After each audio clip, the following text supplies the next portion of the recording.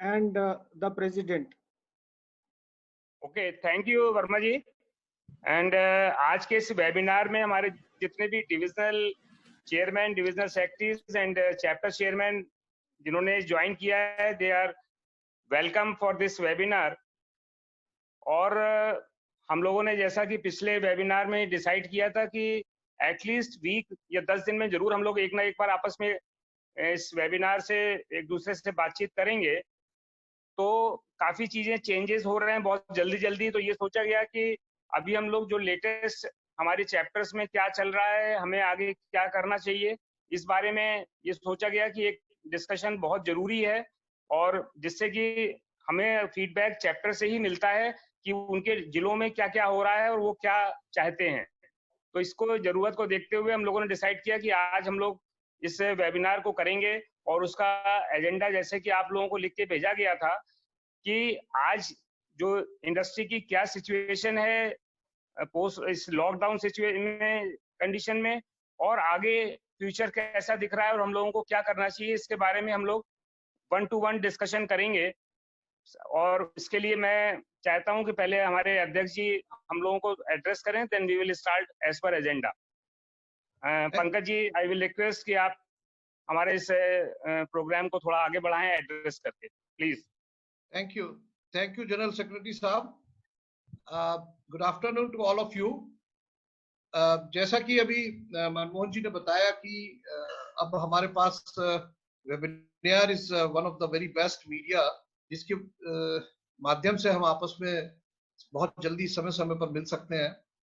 और शायद कुछ चीजें ऐसी हैं जो कि हम लोगों को इस लॉकडाउन से सीखी है हमने। तो this is one of the things जो बहुत आसानी से हम लोग कंडक्ट कर सकते हैं अपनी meeting in very frequency, so that at least जो हमारे मेजर इश्यूज हैं, इंपॉर्टेंट इश्यूज हैं, बर्निंग इश्यूज हैं, टीथिंग प्रॉब्लम्स हैं related to our industry and others also, तो उसको हम जल्दी जल्दी डिस्कस करें and very frequently we can meet our officers also.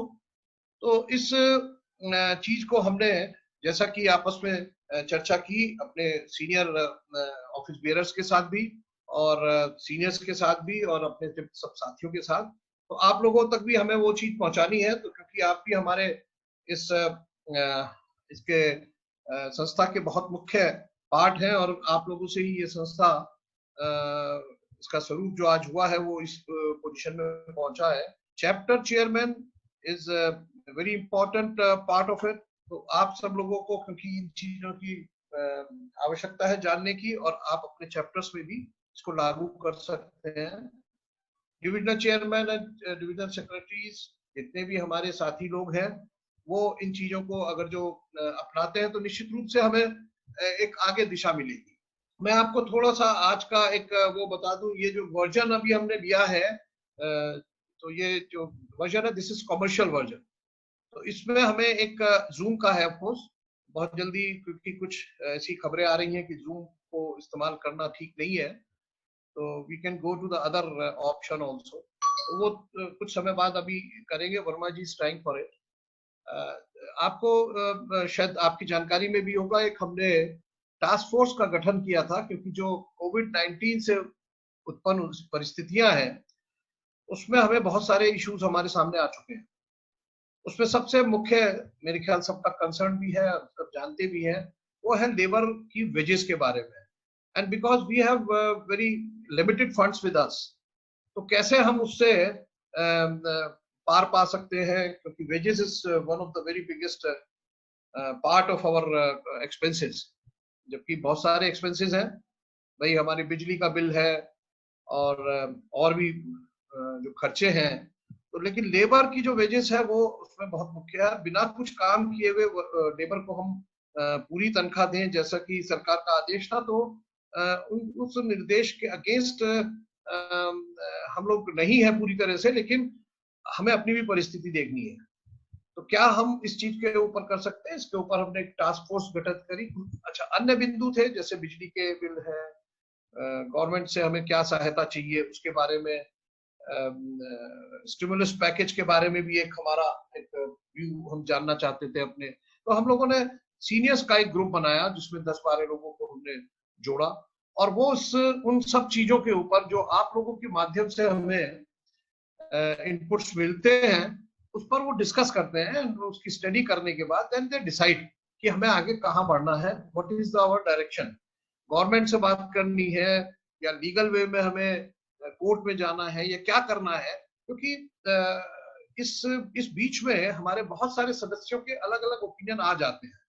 जैसे कि वेजेस को लेके ही है, बहुत ओपिनियन डिफरेंट थी। कुछ लोग कहते थे कि हमारा वेजेस देना बनता ही नहीं है, बिल्कुल ठीक बात है।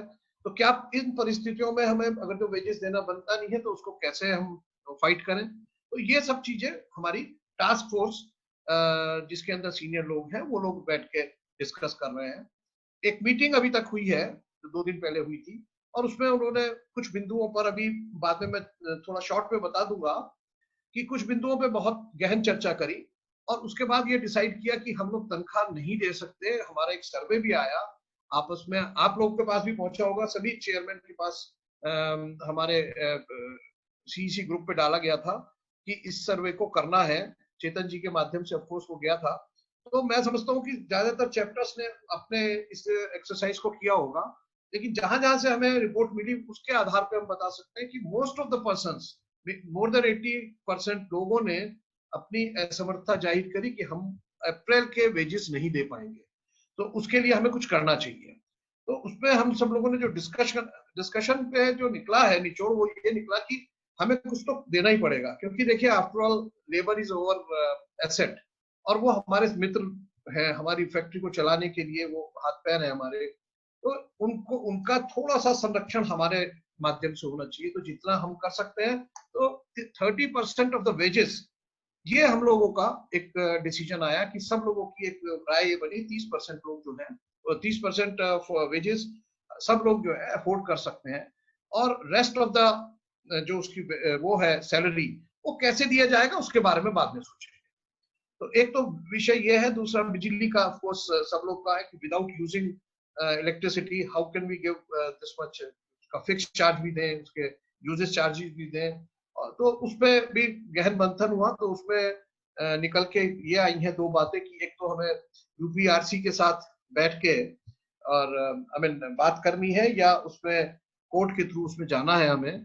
तो यूपीआरसी को ऑलरेडी हमने एक लेटर पहले ही दे दिया था, उसमें हमने रिक्वेस्ट करी थी कि फिक्स चार्जेस हमारे वेव ऑफ किए जाएं ड्यूरिंग लॉकडाउन पीरियड, जब हम यूज नहीं कर रहे थे, और हमारे एक्चुअल चार्जेस लिए जाए। क्योंकि मुख्यमंत्री की घोषणा के बाद भी यूपीपीसीएल ने जो है ये अपने आदेश अपने तरीके से निकाल दिए थे, एंड उन्होंने उसको अपने तरीके से मोल्ड करके फिक्स चार्जेस को वेवर नहीं करा था, उसका माफ नहीं करा था। तो इसलिए हमने उसके अगेंस्ट एक लेटर भी लिखा, मुख्यमंत्री जी को भी लिखा अपने, और एमएसएमई डिपार्टमेंट में भी लिखा। तो वो उस पर भी कार्रवाई और चर्चा हो रही है। इसके लिए भी हमारी एक एक्सपर्ट टीम इलेक्ट्रिसिटी की, जिसमें हमारे बहुत ही ज्ञानी लोग और बहुत प्रोमिनेंट लोग थे। एसके अग्रवाल जी थे जो डायरेक्टर कमर्शियल रहे हुए हैं और यूपीआरसी के मेंबर भी रहे हुए हैं। तो उन्होंने अपनी सलाहें दी। उस सलाह के बेसिस पे ये माना गया कि एमएसएमई के साथ मिलकर अगर जो हम इस इशू को उठाएंगे तो शायद ये ज्यादा अच्छी तरह से दी जाएगी। और इसके अलावा कल हमारी एक, उससे पहले करीब 3-4 दिन पहले आईडी जो प्रिंसिपल सेक्रेटरी आईआईडी हैं आलोक कुमार जी, उनके साथ मीटिंग हुई वेबिनार पे ही। उनको भी हमने ये सारे इश्यूज बताए और उसमें उनसे रिक्वेस्ट करी, सबसे ज्यादा रिक्वेस्ट तो यही करी कि आप जो है हमारे इन चीजों को वेव ऑफ करिए, क्योंकि इस समय एमएसएमई बहुत क्राइसिस में है। कहीं ऐसा ना हो कि बंद हो जाए अगर जो आप लोग बहुत प्रेशराइज करेंगे। और एक जो मुख्य बिंदु जो मैं आपके सामने रखना चाहूंगा कि एक आदेश निकला था लेबर डिपार्टमेंट से, और उन्होंने उसमें एफआईआर लिखाने की बात कही थी लेबर कमिश्नर द्वारा, जो कि जिसका हमने बहुत अपोजिशन, उसका इतना रिजल्टमेंट हमने शो किया और हर जगह हमने उसको अखबार के माध्यम से या आपसी बातचीत के माध्यम से हमने उसको बहुत उजागर किया। तो कल एक और मीटिंग हुई जो हमारी प्रिंसिपल सेक्रेटरी एमएसएमई के साथ थी, तो उसके अंदर हमने पाया कि एमएसएमई के जो हमारे प्रिंसिपल सेक्रेटरी थे वो अपने को डिफेंसिव मोड में आ गए थे इस चीज को लेके कि हमारी तरफ से यानी कि सरकार की तरफ से कोई इस तरह का आदेश निकला है। तो उससे ऐसा लग रहा है कि वो आदेश जो है वो मेरे ख्याल उसको ये डाइल्यूट करेंगे, और एक तो ये कार्रवाई और दंडात्मक कार्रवाई की बात जो है वो उसको देखिए विड्रॉ तो कर नहीं सकते, लेकिन उसको दूसरी तरह से लेंगे।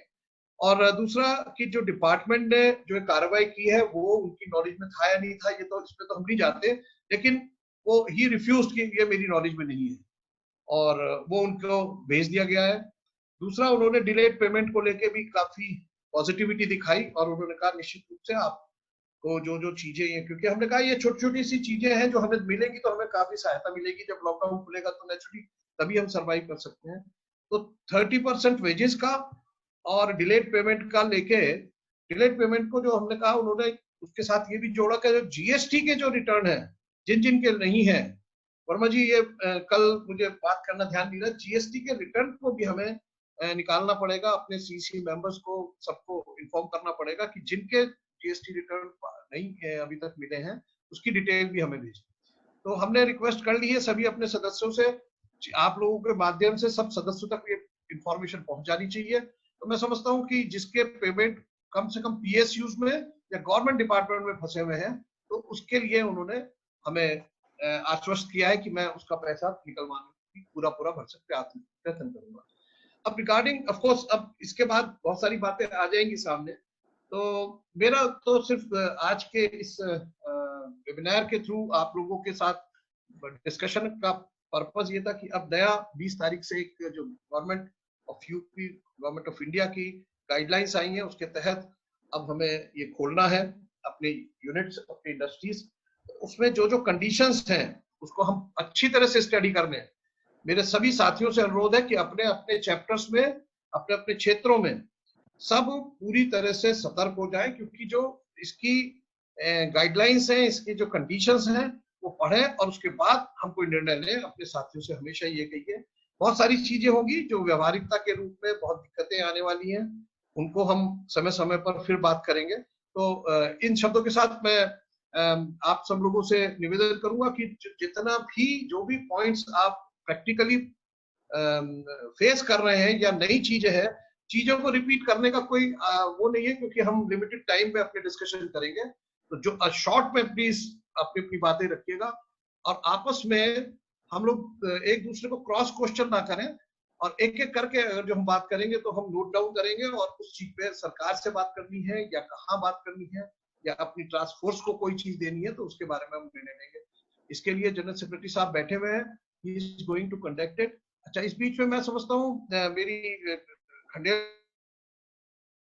जी बात है, उनका भी बड़ा अच्छा आज का कोई एक्सपेरिमेंट, तो खंडेलवाल जी को मैंने जुड़ने के लिए कहा है, तो अगर जो जुड़ गए हो तो वर्मा जी देख लीजिएगा। Khandelwal ji will also share the experience जो उन्होंने आज की मीटिंग से उन्हें मिला है। Thank you very much. धन्यवाद पंकज जी। और साथियों, जैसा कि अभी हमारे अध्यक्ष पंकज जी ने काफी कुछ चीजों के बारे में आपके सामने चीजें रखी, और आप सभी भी उन्हीं परिस्थितियों से आज गुजर रहे हैं, तो मैं ज्यादा समय ना लेते हुए अब चाहूंगा कि हम लोगों का जो आज का एजेंडा है उसमें हमें अभी का जो सिचुएशन है वो उसके 3-4 पॉइंट्स पे डिस्कशन करना है। पहला, payment of wages, secondly payment of power bill, उसमें फिक्स चार्जेस के लिए, तीसरा अगर किसी को बैंक से कोई इशू है, उनकी प्रॉब्लम्स नहीं टेकअप हो रही हैं उसके ऊपर, और चौथा जो 20 तारीख से गवर्नमेंट ने इंडस्ट्रीज चालू करने के लिए गाइडलाइंस दिए हैं और यूपी गवर्नमेंट से जीओ भी जारी हुआ है, उसके बारे में आप लोगों का क्या कहना है।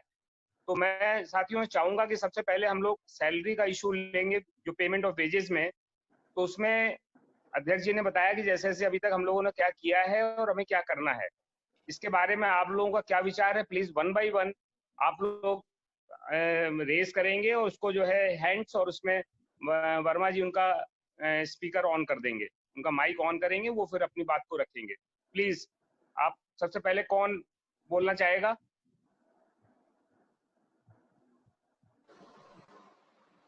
हाँ, अवधेश जी, अवधेश जी का माइक ऑन कर दीजिए।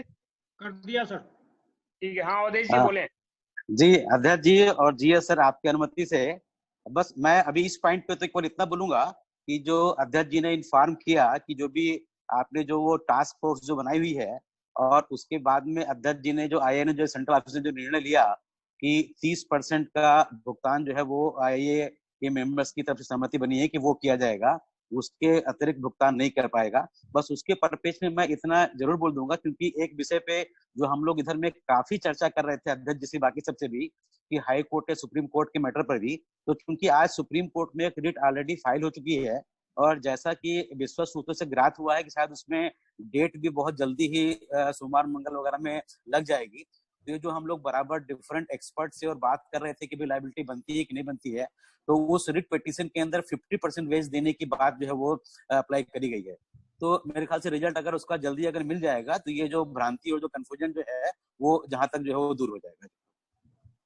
और जो अध्यक्ष जी ने सुझाव दिया है 30% पेमेंट करने का, ये बिल्कुल आज की परिस्थिति में बिल्कुल सही जो है वो डिसीजन लिया गया है, और इसी को लेके आईएओ को आगे बढ़ना चाहिए। ठीक है, धन्यवाद अवधेश जी। नेक्स्ट, और कौन इस बारे में कोई नया अगर विचार, मैं एक रिक्वेस्ट है, कोई नया अगर बात रखनी हो तो आप रिपीट करिएगा, नहीं तो अननेसेसरली हम लोग एक ही बात को बार बार रिपीट ना करें, क्योंकि जिससे हम लोगों का टाइम बहुत लिमिटेड है और हमें मौका सभी को देना चाहिए जो लोग हमारे साथ जुड़े हुए हैं। प्लीज। भाटिया जी। धन्यवाद, धन्यवाद सर। मैं सिर्फ इतना कहना चाहूंगा कि आज मुख्यमंत्री जी ने जो बात कही है उसको कहीं ना कहीं, चीफ मिनिस्टर ने जो लेबर पेमेंट के लिए बोला है उसको कहीं ना कहीं हमें ये 20 तारीख को जो फैक्ट्री शुरू कर रहे हैं इससे जोड़ करके देखना चाहिए। सरकार की मंशा पूरी तरह से है कि हम लेबर पेमेंट करें, और उनकी जो भाषा थी वो ये थी कि 100% हमको लेबर पेमेंट करना पड़ेगा। और फैक्ट्री शुरू करने की जो बात है 20 तारीख को, उसमें इतनी भ्रांतियां हैं, इतनी कठिनाइयां हैं सर। मेरा एक अनुरोध है आपसे भी और अध्यक्ष जी से भी कि इससे पूरी 20 तारीख वाला पॉइंट लास्ट में ले लेंगे सर। वो इसी से जुड़ा है, लेबर पेमेंट से ही जुड़ा है हमने उसको, इसीलिए मैं आज कह दे रहा हूँ कि आज इसीलिए ये फैक्ट्री खोलने की बात हो रही है कि लेबर पेमेंट देने पर पूरा प्रेशर गवर्नमेंट बना सके। इसी परिप्रेक्ष्य में अगर 20 तारीख को फैक्ट्री खोल ली थी तो 18 तारीख को मुख्यमंत्री जी की ये बात आ गई। हमको उस चीज को भी जोड़ करके देखना चाहिए। और फैक्ट्री खुलने की जो बात है तो मेरे हिसाब से उस पर कंसेंसस होना चाहिए कि हम फैक्ट्री खोल पाएंगे कि नहीं खोल पाएंगे। Thank you. ठीक है, और नेक्स्ट।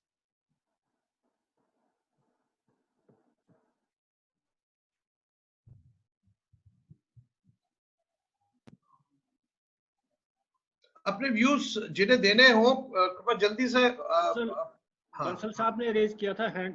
हाँ प्लीज।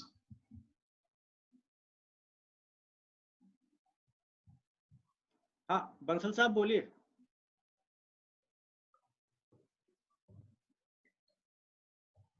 प्रदीप गुप्ता जी।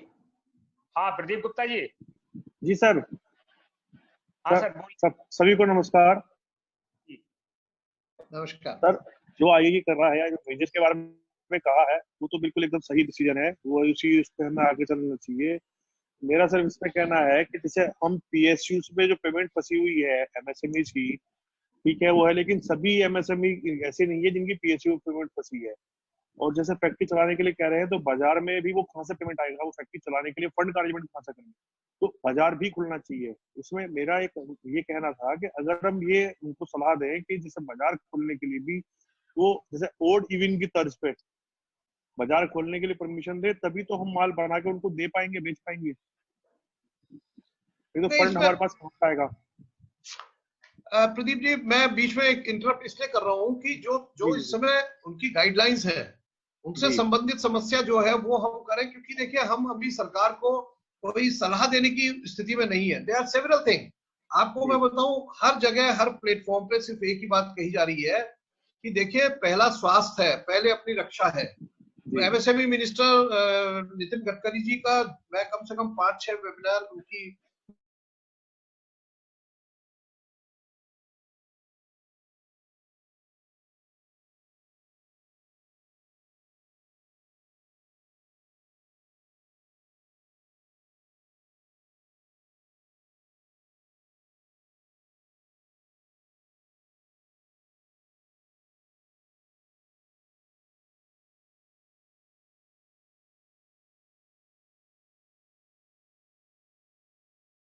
हैं। कल छापे मारे गए हैं हमारे यहाँ नोएडा में एसेंशियल यूनिट्स में।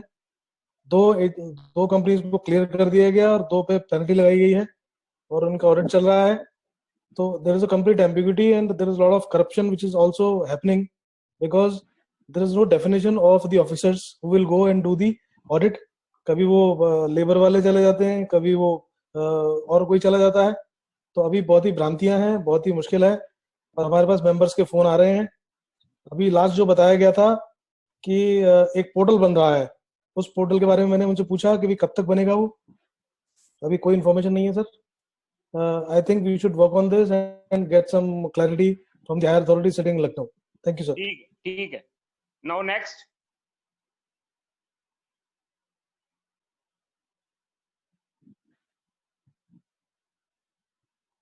मनोज कुमार जी। हाँ मनोज जी। जी सर, आवाज आ रही है मेरी? हाँ बिल्कुल आ रही है। हाँ सर, मैं एक जैसा सर ने वेजेस के लिए कहा है कि 30% वेजेस के लिए बात बन रही है। अगर हम सेंट्रल गवर्नमेंट की कैलकुलेशन भी देखें, मनरेगा के तहत 212 रुपए देते हैं वो और 10-12 दिन का वो शो करते हैं। तो ये बिल्कुल हमारा ये हेड ऑफिस ये सही पॉइंट पे चल रहा है। तो 30% जो वेजेस के लिए बात चल रही है, बहुत मैक्सिमम हम लोग 50% के लिए अगर हो जाए बात तो बिल्कुल सही बात है ये। राइट, ठीक है। किसी और नेक्स्ट कोई और मेंबर कोई नई अगर सजेशन देना चाहता है देन प्लीज हम लोग आगे आए, अदरवाइज हम लोग इसको समअप करेंगे वेजेस वाले को। मोहनचंद बंसल जी। हाँ बंसल जी। आपने अभी जो प्रेसिडेंट साहब ने जो कहा सजेशन, मेरे साथ सजेशन सही है 30% का। 30% लेकर चले गए आप तो मैक्सिमम 50% तक तो एग्रीमेंट में बन सकता है। तो बाकी लॉकडाउन फैक्ट्री के सेशन है, जैसा हमने परमिशन ले रखी है उसमें जितनी दिक्कतें हैं उसको चालू करना इतना इजी नहीं है, तो लग रहा है मुझे। उसको हम सर्वे कर रहे हैं, 20 तारीख बाद कितनी फैक्ट्री खुलती है, क्या पोजिशन करते हैं, क्या इंस्पेक्शन करते हैं, उसके बाद ही वर्किंग करते हैं। वैसे करीब करीब 15-20-25 फैक्ट्रियां चालू हो गई हमारे एरिया में, वो परमिशन दिलवा दी गई। ठीक है बंसल साहब। हाँ sir, thank you. Anyone else? Vikas कुछ बोलना चाह रहे थे, विकास ने आई थिंक पंकज अग्रवाल जी। हाँ जी। हाँ पंकज जी। जी, मेरा कहना यह है क्योंकि ये बड़ी विशेष परिस्थिति है, महामारी का समय है, हमें सरकार को ये कन्विंस करना चाहिए कि केवल पेट भरने के लिए पैसा चाहिए। हम भी बड़े नुकसान में हैं, तो 30% से ज्यादा हम नहीं दे पाएंगे।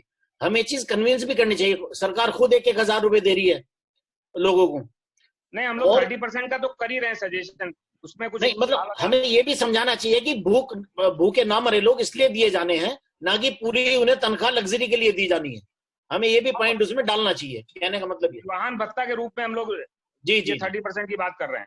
हाँ, बस मेरा ही कहना यही है। ठीक है, थैंक यू। और किसी का कोई सजेशन? विकास गुप्ता जी। हाँ विकास गुप्ता जी बोले। सभी को नमस्कार भाई साहब। नमस्कार। आज मैं DIC ऑफिस में गया था परमिशन के लिए। जी, मैं एग्रीकल्चर इम्प्लीमेंट भी बनाता हूँ और किसानों से संबंधित काफी चीजें बनाता हूँ।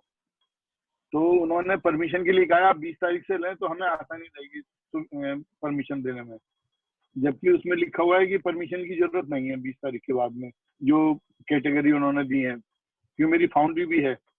फिर भी उन्होंने लिस्ट मांगी, एक तो मैक्सिमम कितने आपके पास एम्प्लॉय है और मिनिमम कितने आप कर सकते हैं, और परमिशन लेनी जरूरी है, ये बताया उन्होंने। विकास जी, हम लोग डिस्कस कर रहे हैं वेजेस के पेमेंट के बारे में। इसमें अगर आपको कुछ कहना हो तो ठीक है, अदरवाइज हम लोग औरों को मौका दें। ठीक है। पॉइंट वाइज बात करते हैं विकास जी। हाँ, तो और अगर कोई और सजेशन नहीं हो तो हम लोग इसको नेक्स्ट पे लेकर के आते हैं। ठीक है जी, ठीक है, ओके। ठीक है महेश्वरी जी। हाँ महेश्वरी जी। सर, जो कुछ लोग ड्यूटी पर आ रहे हैं, जो यूनिट चल रही हैं, उसके अंदर बाकी पेमेंट कैसे होगी उस अप्रैल माह की?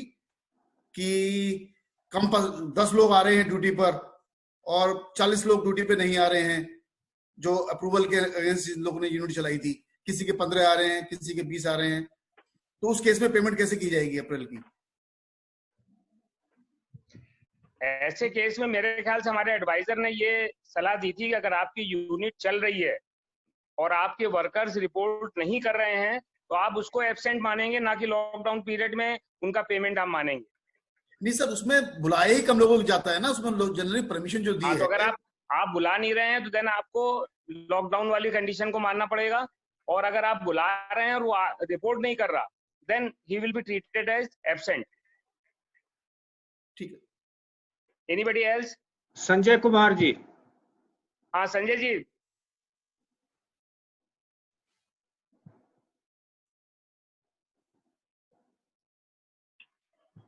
कहाँ रह गए संजय जी? फिर म्यूट हो गए। Hello hello. हाँ संजय जी, आ नहीं सुना आवाज? अरे बड़े गत्ते रखे हुए हैं आपके पीछे। हाँ सर। अच्छा सर, गुड इवनिंग एवरीबॉडी। मेरा कहना ये था सर कि जो डिसीजन है वो तो बहुत अच्छा डिसीजन है। मेरा सिर्फ एक ही कहना है सर कि अगर आईआईए प्रेशर नहीं बना पाएगा तो प्रशासन आपको परेशान करता रहेगा। जैसा कि आप सभी लोग देख ही रहे हैं, पंजाब में भी प्रेशर बनाया गया है और दूसरे स्टेट में भी थोड़ा बहुत प्रेशर बना रहे हैं सर, क्योंकि इनका 20 तारीख से खोलने का पर्पज ही यही है कि हम लोगों को पूरी तरीके से दबा दिया जाए। 2 दिन से हमारे इंडस्ट्रियल एरिया में जो है ये लोग जो है इंस्पेक्शन कर रहे हैं हर फैक्ट्री जा जाके, और अननेसेसरी का परेशानी क्रिएट कर रहे हैं। कितने वर्कर काम कर रहे हैं, कौन कौन सी फैक्ट्री चल रही है, छोटे बच्चे तो काम नहीं कर रहे हैं। छोटे बच्चों के नाम पे इंस्पेक्शन हो रहा है, जबकि ऐसा कुछ है नहीं। बाल श्रम हमारे यहाँ है ही नहीं बिल्कुल। तो मेरा कहने का तात्पर्य सिर्फ इतना ही है कि आईआईए, अगर ये लॉकडाउन हो सकता है तो आईआईए भी लॉकडाउन कर सकता है। हालांकि मेरे सजेशन से बहुत कम लोग समर्थन करेंगे। नहीं, ठीक है। हाँ। ठीक है, आप अपना सजेशन रखो। और जहां तक सवाल है, जो भी इस तरह की लेबर से संबंधित या किसी ऑफिसर से संबंधित कोई समस्या आ रही है, मैं आप सबको एक बात बता दूं, कल प्रिंसिपल सेक्रेटरी एमएसएमई के साथ जब बात हो रही थी तो हमारा सारा एम्फेसिस सिर्फ इसी बात का था कि अधिकारी लोग प्रॉपरली हमको कोऑपरेट नहीं कर रहे हैं, अजीब तरह के वो आदेश निकाल देते हैं, और सरकार की मंशा जबकि ऐसी नहीं है, लेकिन जो जितने अधिकारीगण हैं वो बिना सोचे समझे इस तरह की उत्पीड़नात्मक कार्रवाई कर रहे हैं। तो उस पर खैर उनका कोई रिएक्शन भले ही ना हो। पंकज भाई, ये उनके अपने बचत करने का तरीका है। जस्ट ए मिनट, एक मिनट, मैं पूरी बात कर दूं, इसलिए मैं कह रहा हूँ आप लिखित में हमें दीजिए। कल उन्होंने कहा लखनऊ में कोई केस ऐसा हुआ ही नहीं, हमने तुरंत ही उनको वो इन्फॉर्मेशन भेज दी। तो अब वो कहने लायक नहीं है। बहरहाल मेरा ये कहना अपने सभी सदस्यों से, अगर जो आपके क्षेत्र में, आपके एरिया में कोई भी इस तरह की घटना हो रही है तो तुरंत आप उसे आईआईए में फ्लैश करिए। और वो नंबर जो हमारा आईआईए में हमने वर्मा जी बता देंगे, अभी उस पर स्क्रीन पे डाल देंगे, उस पे आप तुरंत आप ये इन्फॉर्म करिए कि दिस इज हैपनिंग हमारे आगे। जैसे आपने ये बताया कि अभी इंस्पेक्टर कुछ आ गए हैं हमारे यहाँ और वो बच्चों के नाम पे इंस्पेक्शन कर रहे हैं, तो यू जस्ट राइट डाउन कि ये इस एरिया में यहाँ पर इंस्पेक्शन आ रहे हैं, और कोशिश ये करिए उसकी फोटो ले लो, आप उसकी स्क्रीन वो कर दो। तो देखिए ऐसा है, दबाव अगर जो बनाना है, ये कहने से दबाव नहीं बनेगा। दबाव बनाने के लिए हमारे पास प्रूफ होना चाहिए। हम अगर जो पुख्ता रूप से उनके सामने अपनी बात रखेंगे तभी हम उनको उनसे कुछ सहूलियत दे सकते हैं। Okay, anybody else? चलिए अब हम लोग नीरज पारिक जी। हाँ नीरज पारिक जी बताएं। अभी नमस्कार सबको। मैं ये कहना चाहता हूँ कि अप्रैल में डीए बढ़ाने की बात भी हुई है गवर्नमेंट तरफ से, तो उसकी जब हम लोग रेट डाउन की बात कर रहे हैं कि वेजेस नहीं देंगे, तो ये डीए बढ़ने की बात कहाँ से आ रही है, जबकि फूड प्राइस इंडेक्सिंग काफी लो हो गई है। तो ये कम से कम 2 साल तक डीए बढ़ने की बात तो होनी नहीं चाहिए। ये पॉइंट छूट गया है तो इसको भी इसको इंक्लूड कर लिया जाए। और बाकी बनाए प्रेशर हम लोग तभी फैक्ट्री खोलेंगे जब इस पे कोई निर्णायक बात हो कि हमको कितना देना है वेजेस। ये आईआईए की तरफ से 10,000 लोगों की एक आवाज जानी चाहिए कि हम फैक्ट्री तभी खोलेंगे या तभी आपका सपोर्ट करेंगे जब आप इस पे निर्णय ले लेंगे क्या करना है वेजेस के ऊपर। Thank you. ठीक है, राइट, बिल्कुल।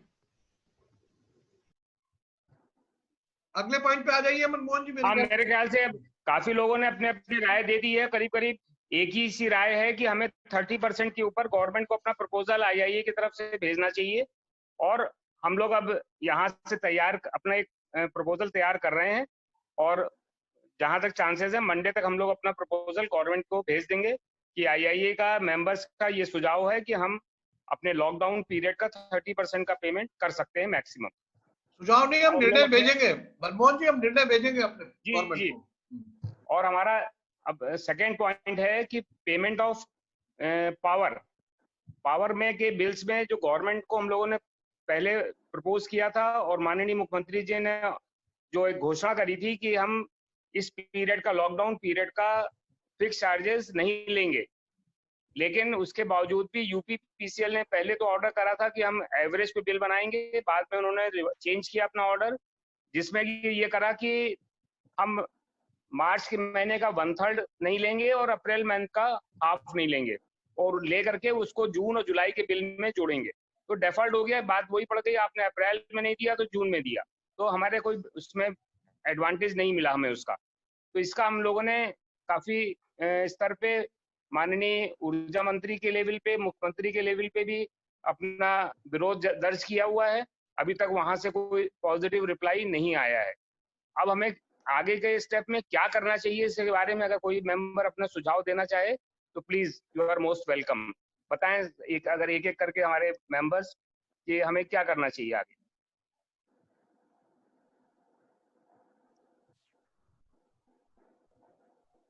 वर्मा जी कोई है मेंबर जो कोई कमेंट्स के लिए? हाँ, कुलमणि गुप्ता जी। हाँ कुलमणि जी।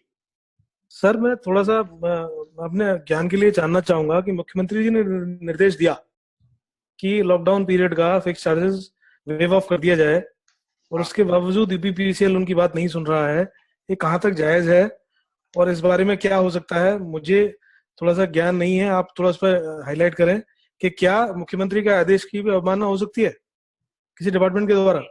मुख्यमंत्री के आदेश को ना मानना, हमने यूपीपीसीएल ने नहीं माना, इस बात की वापस मुख्यमंत्री जी को बताया कि आपने ये घोषणा की थी, इसके बावजूद भी यूपीपीसीएल नहीं कर रहा है। इसके बाद वो भी साइलेंट है और उसमें कोई रिप्लाई नहीं दे रहे हैं। इसका मतलब कि उनके अधिकारियों ने उनको कन्विंस कर लिया है कि हमें फिक्स चार्जेस नहीं देना चाहिए। और इस बारे में बताऊं कि आलोक कुमार जी जो हमारे प्रिंसिपल सेक्रेटरी आईआईडी थे उस दिन वेबिनार में, उनसे जब हमारे अध्यक्ष जी ने ये बात कही तो उसको पलट करके उन्होंने कहा कि साहब यूपीपीसीएल को भी फिक्स चार्ज देना पड़ता है अपने पावर कंपनीज को जहां से वो लेती है, तो जब वो आपसे लेगी नहीं तो कैसे देगी? क्योंकि वो खुद भी वहां पर चेयरमैन रह चुके हैं यूपीपीसीएल में आलोक कुमार जी, इसलिए उन्होंने इस बात को रखा। तो मुझे जहां तक लगता है कि उन्होंने मुख्यमंत्री जी को समझा दिया है, इसलिए मुख्यमंत्री जी भी इस बात के ऊपर साइलेंट है। तो अब हमें अगर कोई सुझाव हो आप लोगों के पास तो प्लीज इस बारे में बताएं। कोई और हमारा विकास खन्ना जी। हाँ जी सर, मैं लेबर के लिए बोल रहा था, उस समय नहीं हो पाया था। सर हम लोग बात कर रहे हैं इंडस्ट्री की, तो उसमें माइक्रो और एपेक्स इंडस्ट्रीज की हालत के क्या है लेबर का?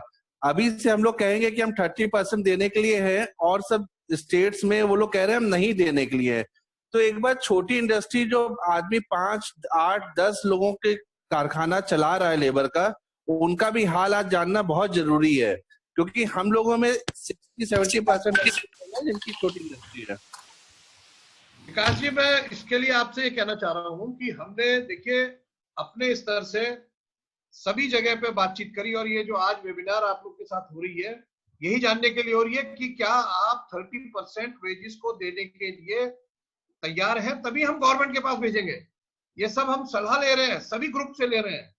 हमने सीओबी पे बात करी, हमने जो टास्क फोर्स है सबसे पहले तो उन्हीं की रिकमेंडेशन आई, एंड उसमें भी कुछ लोगों ने ये जरूर यहाँ तक भी कहा है कि हम 50% तक एग्री कर जाने चाहिए।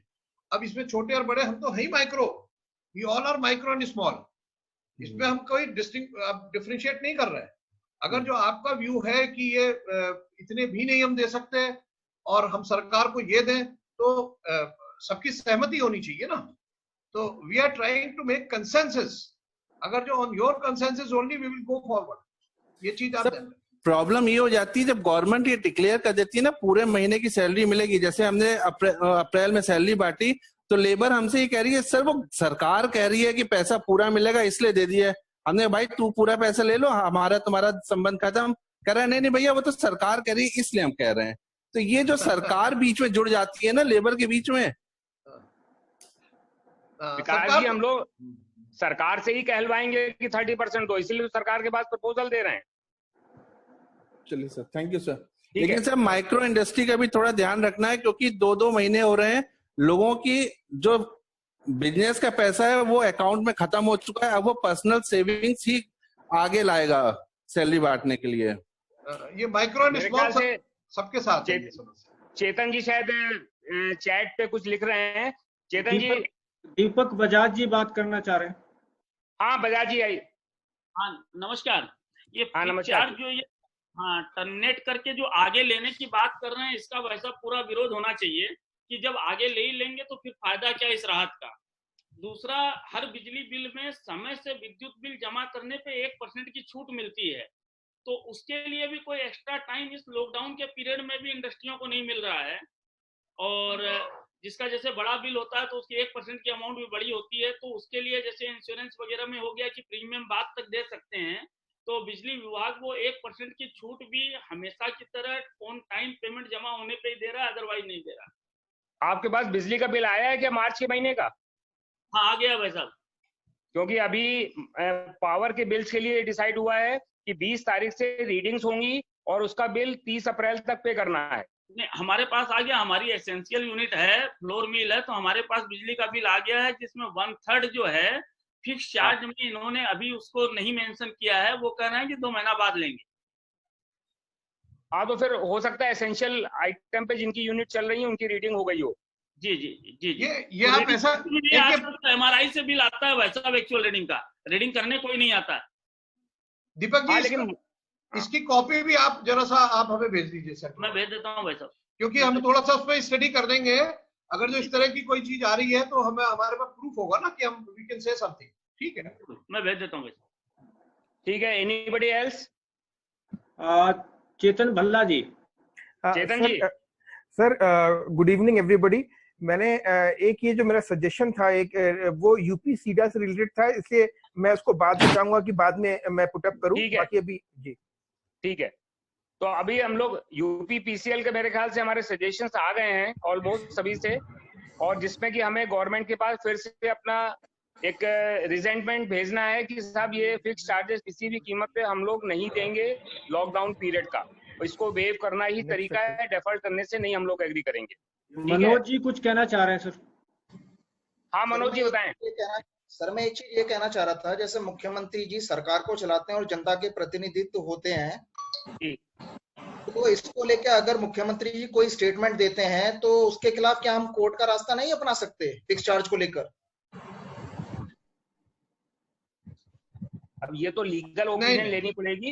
हालांकि वो मंत्री लेवल पे मुख्यमंत्री जी की बात कही हुई माननी चाहिए, और ये मॉरल बाइंडिंग होती है डिपार्टमेंट के लिए। अब उसको लीगली हम कितना ले सकते हैं, इसके लिए हमें ओपिनियन लेनी पड़ेगी। मनोज जी, उनको ट्वीट भी कर दिया गया है, मुख्यमंत्री जी को भी, एनर्जी मिनिस्टर को भी। देखिए सबकी नॉलेज में आ गया कि ये डिक्लेरेशन हुआ है। कल भी प्रिंसिपल सेक्रेटरी के सामने जब हमने अपनी बात रखी थी बिजली की इसकी, तो हमने उनसे बताया कि ये उनकी घोषणा के बाद भी यूपीपीसीएल ने सही एक्शन नहीं लिया। तो देखिए हर स्तर पर हम अपनी बात रख रहे हैं, और लिटिगेशन में इन चीजों के लिए हमें मेरे ख्याल ना सोचना चाहिए। हमें तो सीधा सीधा संवाद के माध्यम से ये चीजें दूर करनी चाहिए। मनोज जी ठीक है सर। विशारद गौतम जी। ठीक है सर। विशारद गौतम जी बोलना चाह रहे थे। हाँ विशारद गौतम जी।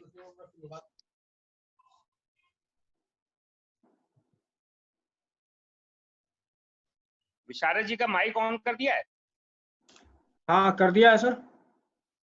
अच्छा, लेकिन शायद उनका माइक वर्क नहीं कर रहा है। अच्छा उनके सिस्टम का ऑफ है। एक मिनट, चलिए फिर हम लोग उनको बाद में ले लेंगे। और कोई तो नहीं है? तो अब हम इसको पावर के इशू को हम लोग इससे समाप्त करते हैं कि हम लोग इसको आगे बहुत स्ट्रांगली अभी इस पे लड़ाई लड़ेंगे और गवर्नमेंट को कन्विंस करेंगे कि वो हमारे जो फिक्स चार्जेस है उनको वेव करे, ना कि डेफर करे। अब हमारा नेक्स्ट एजेंडा का पॉइंट है जो बैंक को से लेकर के कि जो वर्किंग कैपिटल और तरह तरह की दिक्कतें बैंक से आ रही हैं, और आरबीआई ने उनको गाइडलाइंस में भी दिया है बैंक को कि वो लोग इंडस्ट्रीज को वर्किंग कैपिटल 10% एटलीस्ट बढ़ा करके दें। परसेंटेज की बात नहीं कही है, लेकिन स्टेट बैंक ने उसको इम्प्लीमेंट भी कर दिया है कि 10% वो वर्किंग कैपिटल बढ़ा रहा है। तो मेरा जानना है कि हमारे मेंबर्स को इस बारे में क्या कहना है, whether they are satisfied with the banks, और उनका कोई इस बारे में कोई उनको इश्यू है या उनको कोई शिकायत है बैंकों से, या हम लोग और कोई सजेशन देना चाहें रिजर्व बैंक को या माननीय अपने फाइनेंस मिनिस्टर को, वो प्लीज बताएं। आलोक अग्रवाल जी। हाँ आलोक जी।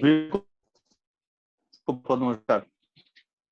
मेरा बैंक ऑफ बड़ौदा में से डीलिंग है मेरी। बैंक ऑफ बड़ौदा में जो 10% का उनका इंक्रीमेंट आया था, पहले उन्होंने जो यहाँ का रीजनल ऑफिस है तो पावर दी थी। अब कल से मेरी बात हुई थी तो उन्होंने वो पावर ब्रांचेस को आगे फॉरवर्ड कर दी है। तो बैंक ऑफ बड़ौदा तो कर रहा है 10%, और बैंक ऑफ बड़ौदा के सभी ब्रांचेस में उन्होंने मैसेज कर दिया है, और मैंने भी अपना प्रपोजल डाला हुआ है। तो मेरे को लगता है कि शायद मंडे या ट्यूसडे तक मेरा सैंक्शन करेंगे वो। बहुत बढ़िया। बैंक ऑफ बड़ौदा ने इसको आगे फॉरवर्ड करा हुआ है, लेकिन 10% पहले रीजनल ऑफिस से था। तो इसी के साथ में अगर आप पॉइंट के बारे में थोड़ा कह दूं एक बार। हाँ बोलिए बोलिए आलोक जी। कुछ आपका ऑडियो इश्यू है शायद, आवाज नहीं आ रही है। ऑडियो ठीक नहीं है आलोक जी।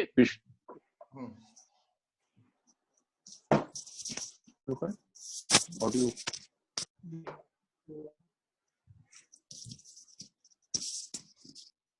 बैंडविड्थ इज लो, उसमें लिखा हुआ आ गया।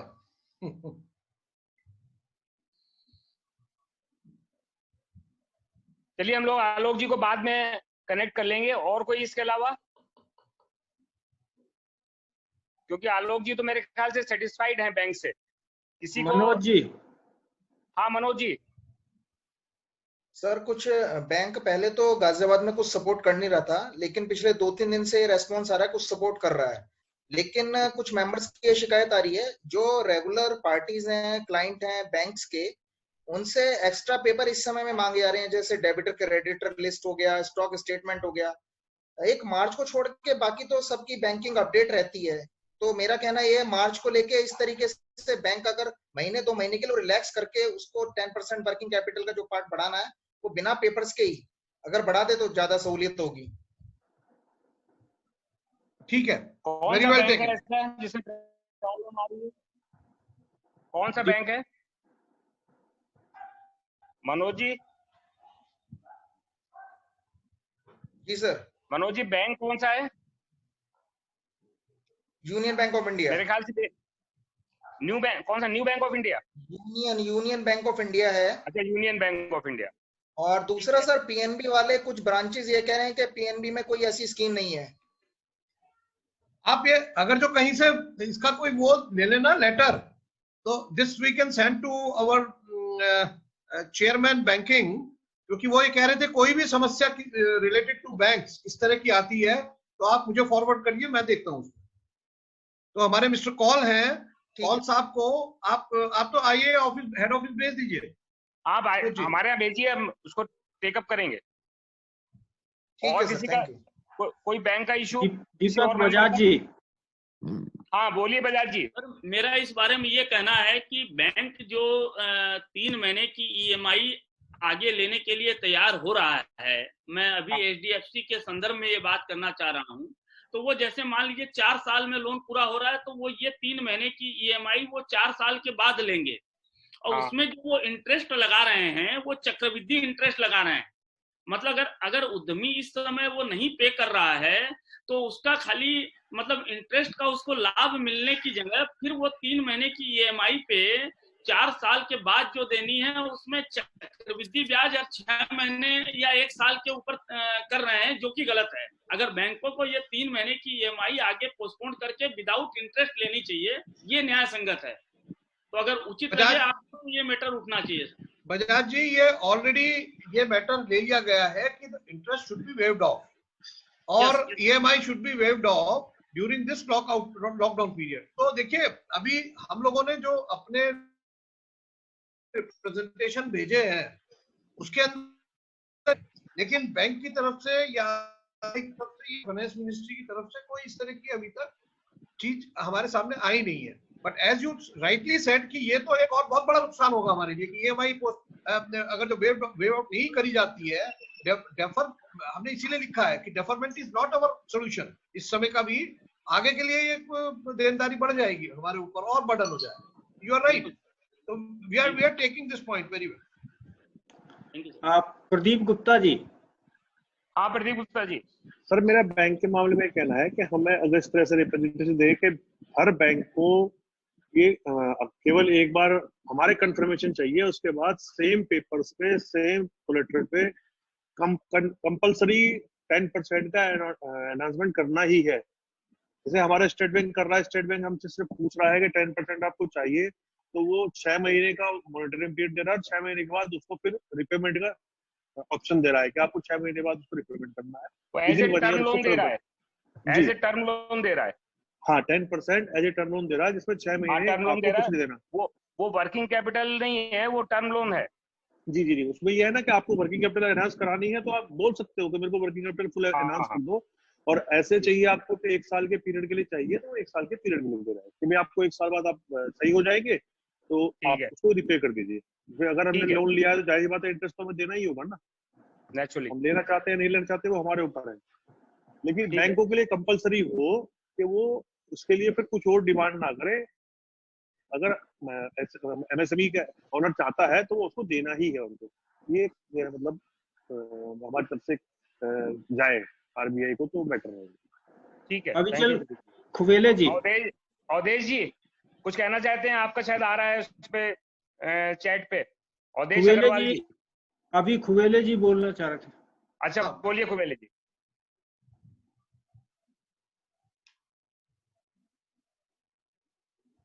अविचल खुवेले जी शायद नहीं है, तो अग्रवाल साहब। हाँ अवधेश जी आप अब बोले। सर वर्मा जी से रिक्वेस्ट है कि हाथ देखते रहिए, मैं बहुत जल्दी में अपनी बात बोलूंगा क्योंकि एजेंडा बहुत सही चल रहा है। मैं सर इस पॉइंट पे केवल एक सूचना बस देना चाह रहा हूँ कि कल जो नवनीत सहगल साहब से मीटिंग हुई थी, सभी के लिए बहुत अच्छी सूचना है कि वो लखनऊ में एक्सपोर्ट भवन में इसका फैसिलिटेशन काउंटर जो है वो कल से वो शुरू कर रहे हैं, और उसका वो फोन नंबर और वो जो शेयर करेंगे।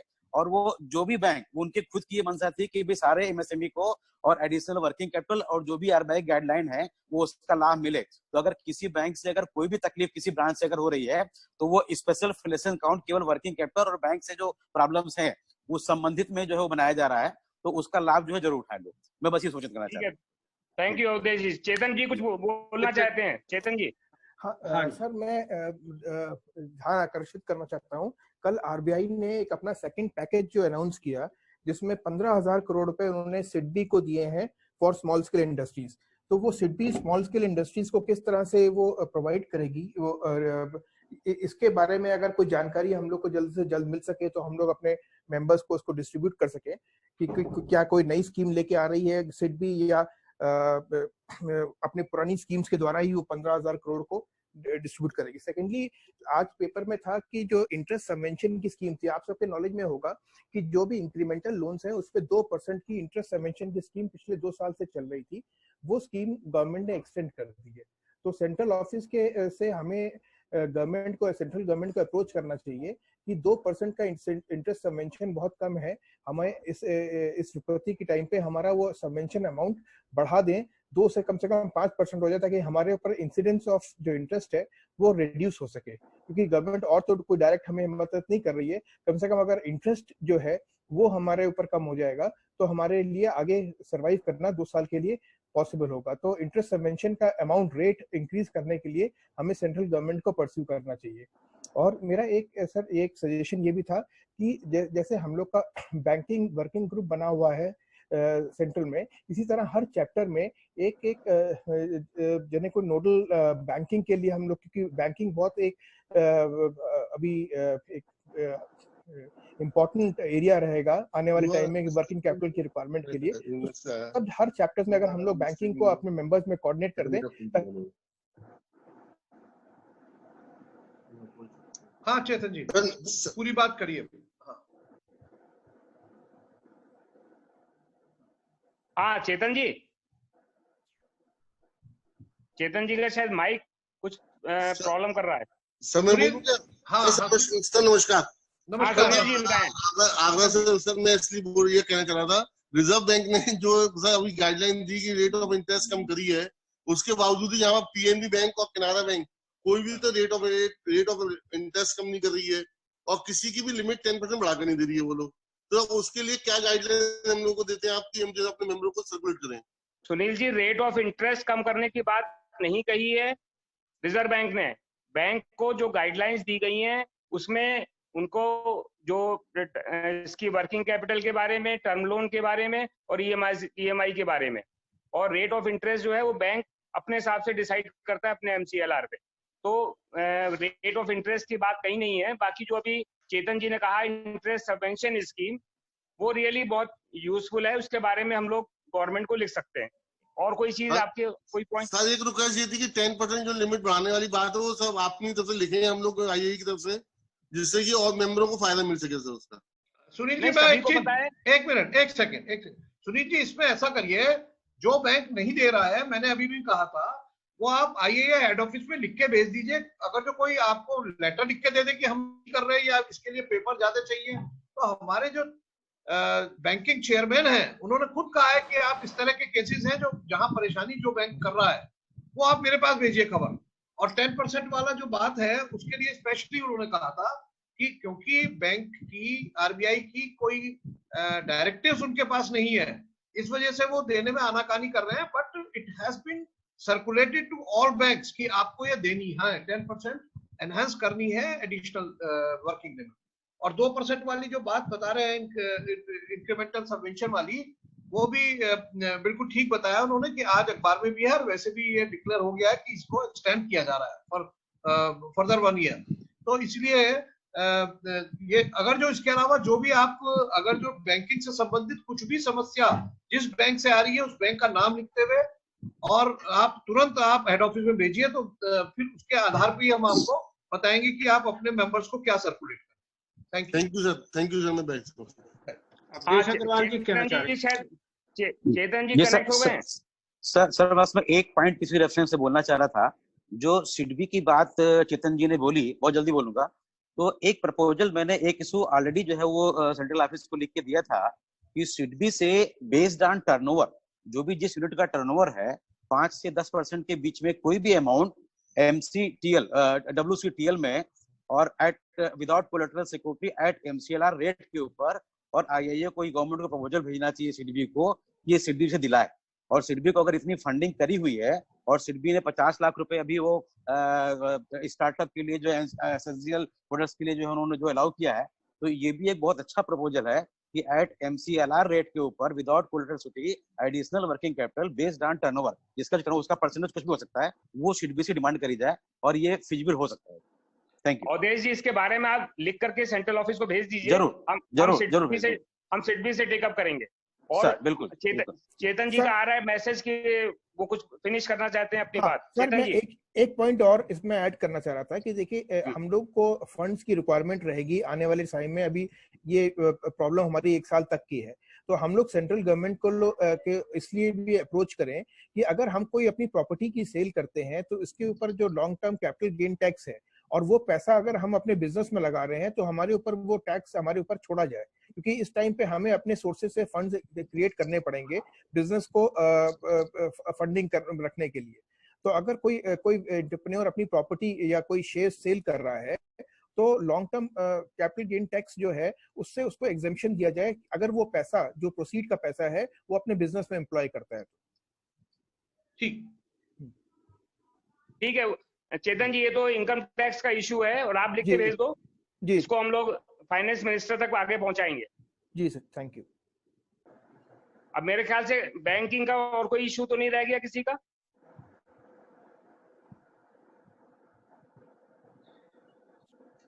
तो अब आखिरी पॉइंट पे आ जाओ।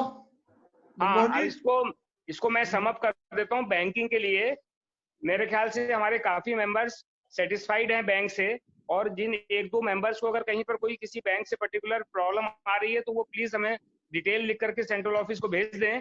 हम उस बैंक के सीएमडी के लेवल पे बात करेंगे कि जब आरबीआई की गाइडलाइंस हैं तो आप इसका बैंक इसको क्यों नहीं फॉलो कर रहा है। तो प्लीज मेरी रिक्वेस्ट है सभी से कि जो जिनके भी बैंक से प्रॉब्लम है वो पर्टिकुलर बैंक का कोई हमें साथ में एविडेंस जरूर दें, चाहे वो मेल की कॉपी हो, चाहे वो उनके यहाँ से कोई लेटर आया हो, जिससे कि हम उसके बेसिस पे उसको ऊपर ले जा पाए। तो प्लीज जिन जिनको भी बैंक से प्रॉब्लम हो वो मेल की कॉपी अपने जो करस्पॉन्डेंस हो उस बैंक से या फिर उनके यहाँ की लेटर की कॉपी के साथ हेड ऑफिस को भेज दे हमारे यहाँ, हम लोग उसको टेकअप करेंगे। अब हमारा लास्ट पॉइंट है कि 20 अप्रैल से जो यूनिट्स को चालू करने की गवर्नमेंट बात कर रही है परसों से मंडे से, उसके बारे में अगर आज हमारे सारे काफी चैप्टर चेयरमैन जुड़े हुए हैं तो उनको अपने अपने चैप्टर में इसको लागू करने में क्या दिक्कतें आ रही हैं, हमको करना चाहिए, अपनी इंडस्ट्री खोलनी चाहिए, नहीं खोलनी चाहिए, अगर खोलनी चाहिए तो गवर्नमेंट की तरफ से क्या दिक्कत आ रही है और किन इश्यूज की वजह से हमें इसको नहीं खोलना चाहिए, उसके क्या वजह हैं, तो वो प्लीज हम लोगों को एक एक करके बताएं। तो मैं चाहूंगा कि एक मैं बोलना चाहूंगा। हाँ अवधेश जी बताएं। अच्छा जी सर, मैं थोड़ा सा इसमें मैं टाइम लूंगा जरा सा क्योंकि लखनऊ का मैटर है, लेकिन उसके साथ साथ में चूंकि एक मैं महत्वपूर्ण सूचना भी शेयर करना चाहूंगा क्योंकि अध्यक्ष महोदय ने शुरुआत की अपनी बात में उसका जिक्र किया था। लखनऊ में जिस अपने मेंबर के अगेंस्ट में एफआईआर फाइल हुई थी और चूंकि लखनऊ चैप्टर ने बहुत एग्रेसिवली परसों रात में 12 बजे तक हमारी उस मैटर के ऊपर एएलसी डीएलसी से बात होती रही थी और कल सुबह उठने के साथ ही एएलसी का फोन भी आया था कि सर एफआईआर तो फाइल हो गई लेकिन इस मैटर को हम रिजॉल्व कराएंगे जिस तरीके से हम पर से डाला हुआ है।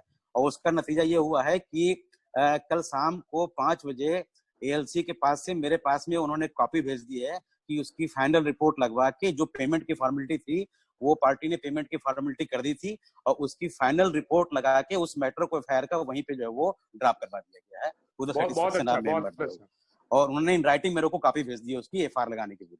ठीक है, अब आगे क्या बताएं इसका 20 अप्रैल से दूसरी बात ये है कि ये जो 20 अप्रैल से बात सर ये कहीं न कहीं अध्यक्ष महोदय और जनरल महोदय ये बात सत्य है कि इसको अगर हम फोर्स काल का शब्द इस्तेमाल करें कि गवर्नमेंट और ब्यूरोक्रेट्स की मंशा यहाँ पर इसी बात को लेके है कि चूंकि डिफरेंट सेक्टर से चाहे वो आईआईए हो, चाहे फिक्की हो, चाहे सीआईओ या अदर इंस्टीट्यूशन जो ये सैलरी और वेजेस का पेमेंट न करने की बात बार बार करी जा रही है, ये डिसीजन उसी के मद्देनजर लिया गया है। एक बात तो ये है। दूसरी बात ये है कि ये बात भी सत्य है कि इंडस्ट्री बहुत परेशान है, इकोनॉमी डोल्ड्रम में है, तो इंडस्ट्री खोलना भी चाहता है, लेकिन इस तथ्य से भी हम नकार नहीं सकते हैं कि हमें अपने मेंबर्स को इस बात के लिए जागरूक और इसको इन्फॉर्म करना बहुत आवश्यक है कि फैक्ट्री खोलने के साथ साथ में ये नियम है, क्योंकि हमारे बहुत से सदस्य जो है वो नियम नहीं पढ़ते हैं। बस उनको पता लगा 20 तारीख से मेरे पास में दिन में 50 फोन आते हैं सर हम तो 20 से फैक्ट्री खोल रहे हैं, उनको ये भी नहीं पता कि फैक्ट्री खोलने के पहले आपको परमिशन लेनी पड़ेगी। तो मैं परसों से जो डिप्टी कमिश्नर इंडस्ट्रीज है मैं लखनऊ के बारे में चर्चा करूंगा, बल्कि जैसे मुझे पता लगा कि हाँ आगरा का वहां का डीएलसी तो कोई बात ही करने के लिए तैयार नहीं है, तो लखनऊ की पोजीशन ये है कि लखनऊ में वो इंडस्ट्री को अलाउ कर रहे हैं, लेकिन कल की प्रोग्रेस ये है कि कल रात में 7-8 बजे तक जो है वो एडीएम डीएम और डिप्टी कमिश्नर की मीटिंग जो चलती रही, जिसमें कि उन्होंने ये फैसला किया कि अनलाइक यूपी के 75 डिस्ट्रिक्ट में जो 60-65 डिस्ट्रिक्ट हैं उनकी सिचुएशन अलग है, और जो हमारे रेड जोन है जिसमें कि लखनऊ, कानपुर, आगरा, मेरठ और नोएडा वगैरह कहता है, यहाँ पर चूंकि लखनऊ में 104 से ऊपर केसेस कल तक हो गए थे, तो वो थोड़ा सा प्रिकॉशंस ज्यादा लेने का जो है वो प्लान कर रहे हैं। तो उसके तहत वो चाह रहे हैं कि भाई हम जिनकी भी परमिशन देंगे हम उनसे एक अंडरटेकिंग लेंगे कि हाँ भाई फैक्ट्री खोलने के पहले जो नियम और गाइडलाइन उसमें बनाए गए हैं उस नियम का आपने अनुपालन करने का प्रबंध कर लिया है। फॉर एग्जाम्पल के सैनिटाइजन के लिए आपने मशीन ले ली है, सैनिटाइजर आपने परचेज कर लिया है, आपने थर्मल जो है स्कैनर जो अपने यहाँ पे लगा लिया है, सोशल डिस्टेंसिंग की आपने प्लानिंग कर ली है, तो वो उसकी व्यवस्था वो आपसे पूछेंगे भी और वो आपसे इन राइटिंग में ले गए भी। और उसके अलावा सबसे बड़ी बात यह है उसके अंदर जो नियम बनाए गए हैं, नियम तो ऐसे भयंकर नियम है कि भाई मालिक की अगर गाड़ी भी अगर फैक्ट्री के अंदर आती है तो पहले आप उसको भी जो है सैनिटाइज करेंगे, केबिन से लेके और डिक्की से सैनिटाइज करेंगे। लेबर का जो है वो मूवमेंट रिस्ट्रिक्टेड होगा, लिफ्ट में अगर जा रहा है तो लिफ्ट में एक टाइम में 2 ही लेबर जाएगा, एक इस कोने में एक उस कोने में। सोशल डिस्टेंसिंग के नाम को पूरा आप फॉलो करेंगे और फैक्ट्री जो है वो में वर्कर्स जो है वो आपके फैक्ट्री के अंदर ही रहेंगे। जिसमें कि एक पॉइंट का अच्छा ये हुआ कि कल सहगल साहब को जब बात बोली गई तो सहगल साहब ने बोला कि यार वो जो बस से लाने के बाद उसमें लिखी हुई है कि बस से सैनिटाइज बस में और बड़ी बस में केवल लिमिटेड नंबर लेके आएंगे, तो अगर कोई लेबर अगर 1 किलोमीटर 1 किलोमीटर के अंदर में रह रहा है तो उसके लिए बस कहाँ से करी जाएगी। वो उन्होंने खुद बोला कि हाँ ये फालतू की बातें हैं, ये मैं उसको वर्बली बोल दूंगा कि उसको इम्प्लीमेंट नहीं करेगा। लेकिन इसके साथ साथ में जो डिप्टी कमिश्नर से बोला कि आज इतनी मीटिंग होने के बाद भी उन्होंने बोला कि आज सर सीडीओ के साथ में और स्पेशली आज फिर एक मीटिंग जो है करी जाएगी कि क्या क्या एसओपी स्टैंडर्ड प्रोसीजर जो सेंट्रल गवर्नमेंट की आई हुई है उसके साथ साथ में लखनऊ के लिए हम एडिशनल एसओपी क्या जारी करें। तो उन्होंने मेरे से बोला कि ओवैसी जी आज आप किसी भी मेंबर की आप रिक्वेस्ट कर लीजिएगा कि कोई भी मेंबर आज भी एप्लीकेशन हमारे पास में नहीं लेके आए, जब हम आपको गाइड कर देंगे कि भाई ये फॉर्मेलिटी करके हमारे पास में आए तभी आप उसको भेजिएगा। इसके साथ साथ में इसमें सर एक बहुत महत्वपूर्ण बात ये भी है जो कि उसने जिक्र किया कि कल की मीटिंग में जो इन लोगों की बात हुई कि जो उसमें जिक्र इस बात का है कि डिस्ट्रिक्ट मजिस्ट्रेट एग्जीक्यूटिव मजिस्ट्रेट की पोस्ट क्रिएट करेगा और जो कि एज इंसिडेंट कमांडर उसको नाम दिया गया है, जो कि क्षेत्र वाइज वो एज इंसिडेंट कमांडर वो विजिट करेगा। तो जो इन्होंने कल बात करी कि कल की मीटिंग में ये बात भी निकल के आई जब हम परमिशन देंगे तो परमिशन देने के पहले या परमिशन देने के बाद में संभावना है कि सिलेक्टेड फैक्ट्रीज में और वो अधिकारी आपको वहां पे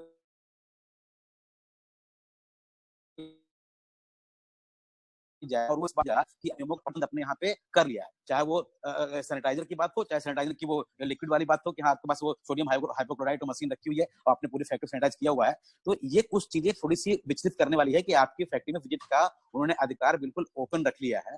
तो ये व्यक्ति को अपने को उसको खुद को डिसाइड करना है कि इन नियम के तहत उसको अपनी फैक्ट्री खोलनी है कि नहीं खोलनी है, और जो इसकी एडिशनल कास्ट जो आएगी, जो फैक्ट्री में लेबर रहेगा उसका भोजन उसको खुद बना के देना पड़ेगा, उसकी सुरक्षा उसको मास्क भी पहनाना पड़ेगा, उसको ग्लव्स भी देने पड़ेंगे, सैनिटाइजर मशीन का। ठीक है अवधेश जी, ये तो डिटेलिंग सब उसके अंदर है ऑलरेडी है उसके अंदर, तो ये वो देख ले, उसका अधिकार है कि भाई उसकी वायबिलिटी बनती है, इसके अकॉर्डिंगली वो डिसीजन ले ले। और बाकी मतलब जो गाइड करेंगे वो सूचना मैं अपने स्तर पे कल सबको प्रोवाइड करूंगा कि सूचना के साथ में आप जाके परमिशन आप ले सकते हैं। अवधेश जी एक चीज बताइए, लखनऊ में अब तक कोई समस्या आपके सामने आई है इतने फोन होने के बाद, तो वो क्या है? इज देयर एनी मतलब स्पेसिफिक प्रॉब्लम बताइए कि ये नहीं, ये तो सर अब 20 तारीख से खोलेंगे ना, ये तो 20 से खोलने की बात चल रही है ना, मैं उसकी बात नहीं की।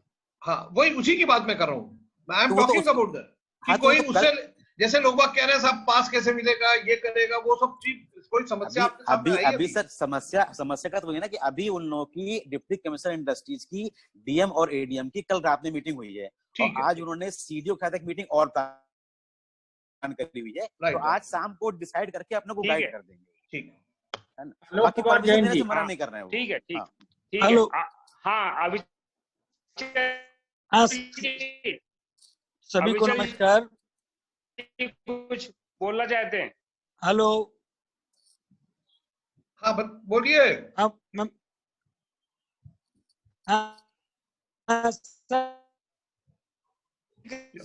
ऑडियो मेरे ख्याल से पुष्पुरी जी भी जुड़े हुए हैं। हमारे कानपुर देहात का जो आलोक कुमार जैन जी बोल रहे हैं जी, लेकिन उनके वहाँ कुछ ऑडियो मैं बोल रहा हूँ का इशू है। हाँ बोलिए जैन साहब। मेरी आवाज आ रही है साहब? हाँ बीच में कट रही है, बोलिए बोलिए। मेरी आवाज आ रही है सर?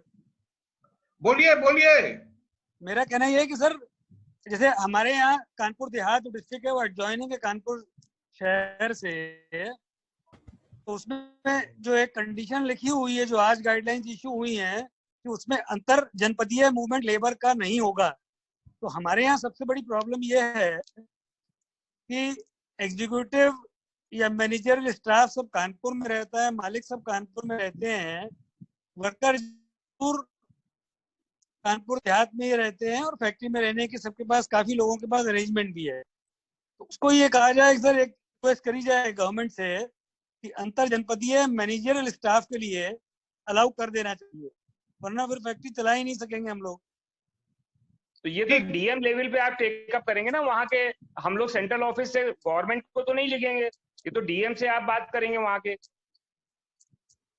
ये गवर्नमेंट यूपी गवर्नमेंट की गाइडलाइंस सर उसमें है, ये हम डीएम से तो बात कर ही रहे हैं और क्योंकि डीएम के पास अभी इतने काम है, उनको सबसे पहली प्रायोरिटी तो अपनी कोविड की है, उन्होंने GMDIC को दिया हुआ है। GMDIC क्योंकि असिस्टेंट कमिश्नर है तो कोई इतना कॉम्पिटेंट नहीं है और बिना DM के आदेश के वो कुछ करते भी नहीं है। अभी वो सब लोग अभी सिर्फ नोटिफिकेशंस देख रहे हैं, अभी उन्होंने कुछ तय नहीं किया है और वो 20 तारीख से तो कोई फैक्ट्री चालू हो नहीं पाएगी क्योंकि 20 तारीख को बैठ के ही वो लोग गाइडलाइंस या कुछ तय करेंगे कि भाई हमको क्या करना है, किस तरीके से करना है। अभी उन्होंने कोई तैयारी करी नहीं है, वो 20 को ही अनाउंस करेंगे DM, जब हम लोग की बातचीत हुई है। चलिए ठीक है, हम लोग इसको दोबारा रिव्यू करेंगे। 20 तारीख के बाद कोई दिक्कत आती है तो आप लिख करके भी भेज दें हम लोगों को, हम लोग डेफिनेटली जरूर करेंगे।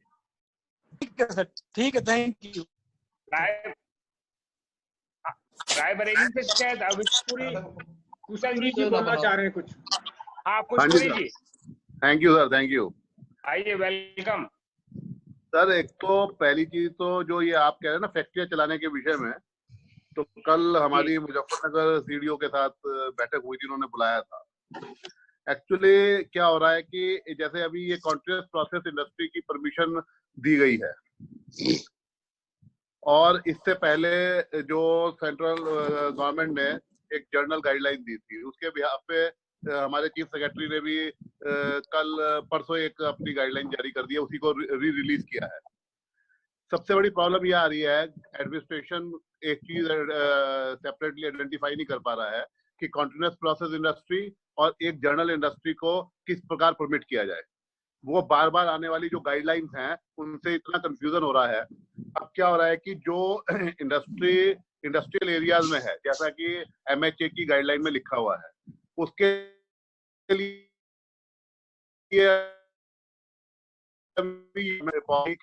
इंडस्ट्रियल एरियाज में कैसे इंडस्ट्री को ऑपरेट करना अलाउ किया जाएगा। दूसरी चीज, कल जब हमारी CDO साहब से बात हुई, अब वो बात करते हैं ये कॉन्टिन्यूअस प्रोसेस वाली की, जिसमें 50% की शर्त है कि आप 50% लेबर से चलाएंगे और आप अपनी बस से लाएंगे। देखिए, बस की व्यवस्था 50% श्रमिक की जो व्यवस्था है, ये कॉन्टिन्यूअस प्रोसेस इंडस्ट्री के लिए है, जबकि ये भी फॉल्टी है क्योंकि इसके अंदर शुगर मिल ऑलरेडी 100% की कैपेसिटी से चल रही है। तो वो बनाने वाले को पता ही नहीं लग रहा वो बना क्या रहा है। परंतु पॉइंट ये है कि एक छोटी इंडस्ट्री जिसके यहाँ 10 या 15 आदमी काम करते हैं, वो किसी तरह की ट्रांसपोर्टेशन अरेंज करने की पोजीशन में नहीं है। तो मेरा जानना यह है, इसे सेंट्रल गवर्नमेंट के लेवल पे ये चीज जानी जानी चाहिए कि क्या गवर्नमेंट का भी जो इंटेंट है वो एक सर्टेन साइज की इंडस्ट्री चलवाने का है, स्मॉल स्केल इंडस्ट्री को वो ऑपरेट नहीं कराना चाहते, क्योंकि बाकी गाइडलाइन कैन बी फॉलोड। पर मैं आपको बीच में इंटरप्ट कर रहा हूँ, शायद कहीं पर कंफ्यूजन है। Yes sir. एक सेंट्रल गवर्नमेंट की एक गाइडलाइन निकली थी 2 अप्रैल को, जिसका कि हमारे स्टेट गवर्नमेंट ने 16 अप्रैल को GO निकाला, मिल गया। इसके बाद सुनिए, इसके बाद 15 अप्रैल को फिर दूसरी गाइडलाइन निकली, उसका भी GO 16 अप्रैल को 13 बनने का निकला जी, अवेलेबल है। जो 13 पेज का GO है वो है स्मॉल इंडस्ट्रीज के लिए, और जो 2 पेज का GO है वो है कंटिन्यूअस इंडस्ट्रीज के लिए। तो जो सर यही सबमिशन है, मेरा यही सबमिशन है। एडमिनिस्ट्रेटिव ऑफिसर्स दोनों में डिफरेंशिएट नहीं कर पा रहे हैं। नहीं तो ये भाई उसमें क्लियर लिखा हुआ है कि जो इंडस्ट्रियल एरियाज में इंडस्ट्री है, इंडस्ट्रियल स्टेट में, उसके लिए छोटी यूनिट का 13 पेज का है। सर बिल्कुल है, एग्रीड। परंतु क्या हुआ है कि जब ये 2 पेज का सर्कुलर आया है, जैसे इसके अंदर कॉन्ट्रैक्ट प्रोसेस को क्लैरिफाई किया गया है, या तो स्मॉल स्केल इंडस्ट्री के लिए क्लैरिफिकेशन दें chief secretary, no district magistrate CDO is able to understand. उन्हें ये नहीं समझ में आ रहा है which guidelines to follow. 13 page वाले में क्लेरिफिकेशन है, उसमें आपने पढ़ा? मेरे पास है, अवेलेबल है, वो मेरे प्रिंट में नहीं है, मेरे आप उसमें पढ़िए, मैंने उन्हें सारे क्लेरिफिकेशन सर उन्हें भी पढ़वा दिया, पर वो ये कहते हैं कि लेबर को मूवमेंट अलाउ नहीं करेंगे। 5 आदमी 6 आदमी जिस फैक्ट्री में आएंगे वो बस से थोड़े आएंगे। नहीं, बस वाली बात उसमें नहीं लिखी। खैर चलिए, आप आपका जो इशू, मतलब इसे मेरा कहना ये है। जस्ट अ मिनट, मैं बताऊं। देखिए, इसमें ऐसा खुशपुरी जी, आपकी बात बिल्कुल ठीक है। पहले तो अधिकारियों को वास्तव में पता ही नहीं है, they don't know exact position. ये बिल्कुल आपकी बात बिल्कुल सही है। और कल उन्होंने भी, नवनीत सहगल जी ने भी कुछ क्लैरिफाई करने की कोशिश करी। उन्होंने दो तरह की इंडस्ट्री, देखिए ये तो क्लियर है इंटेंट ऑफ इसकी गवर्नमेंट की पूरी तरह से है कि वो एमएसएमई को चलाए, ऐसा नहीं है, एमएसएमई को मना नहीं कर रहे वो, लेकिन कैटेगराइज कर दिया, नियम कानून बना दिए, और जो आपका स्थानीय प्रशासन है वो स्थानीय प्रशासन पूरी तरह से इसके लिए जिम्मेदार ठहरा दिया गया। ये आपको बताता हूँ, गवर्नमेंट ऑर्डर इज कि all DMs and all the nodal officers, they will be responsible for everything। तो उस डर से ये लोग प्रिकॉशनरी बहुत सारे स्टेप ऐसे ले रहे हैं, खूब खूब कदम रख रहे हैं, इस बात तो ये है। अब हमारा अपना एक ये कहना है कि अगर जो हमारे डिस्ट्रिक्ट चैप्टर्स जितने भी चेयरमैन हैं, डिविजनल चेयरमैन हैं, अगर जो वो लोग डीएलसी से, GM-DIC से और डीएम से एक संवाद बना लें, देखिए जरूरी है, क्लैरिफिकेशन आपको वहीं से मिलेगा, आप बिल्कुल समझ लीजिए।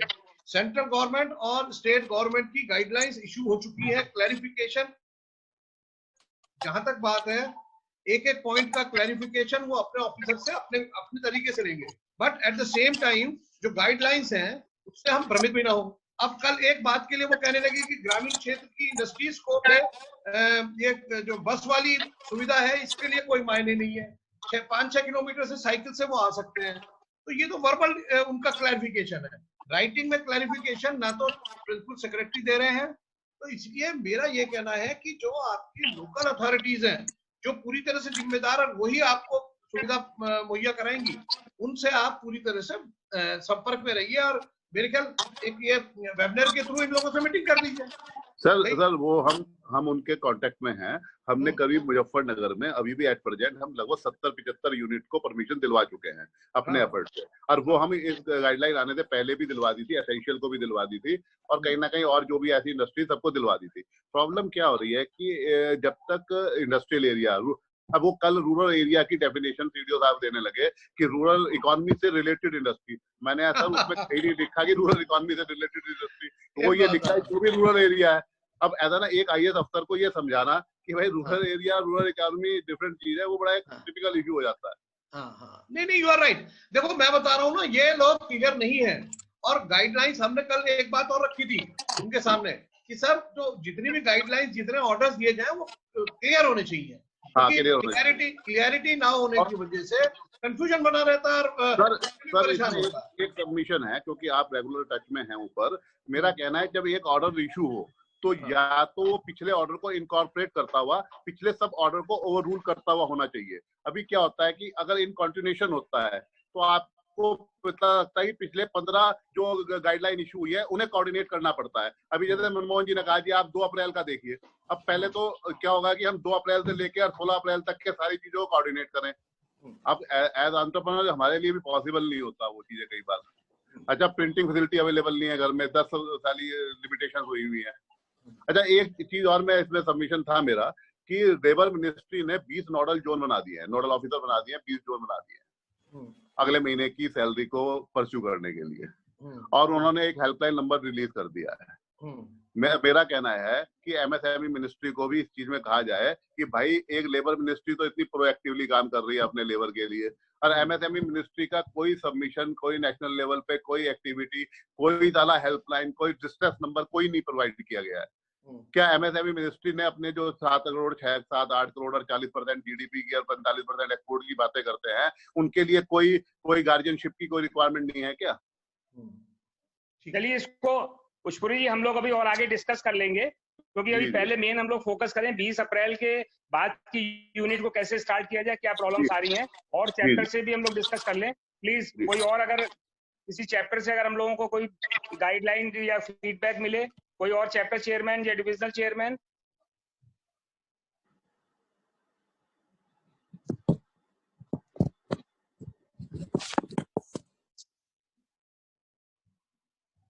मेरे ख्याल से अब वर्मा जी। हाँ, internet connection.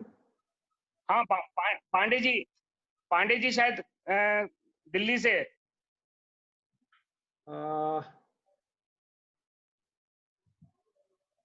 Doctor LK Pandey. हाँ जी सर। जी जी जी। हाँ जी सर। तो मैं क्या पांडे जी? मैं कह रहा था डॉक्टर अतुल सरडाना को अनम्यूट करिए, डॉक्टर अतुल सरडाना को, और उनको हमने बोला है कि पूरे दिल्ली के बारे में थोड़ी अपडेट करेंगे सबको। ठीक ठीक। डॉक्टर अतुल सरडाना।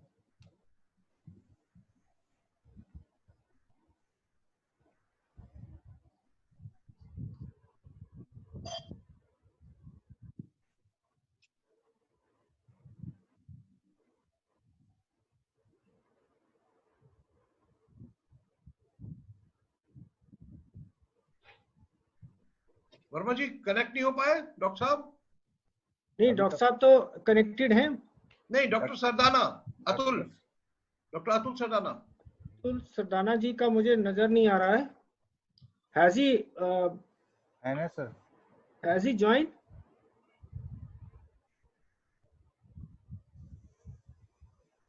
डॉक्टर पांडे जरा पता कर लीजिए। आप जरा वो करिए, रेज करिए ना सर। हाँ हाँ, आपको कॉल हो रही है।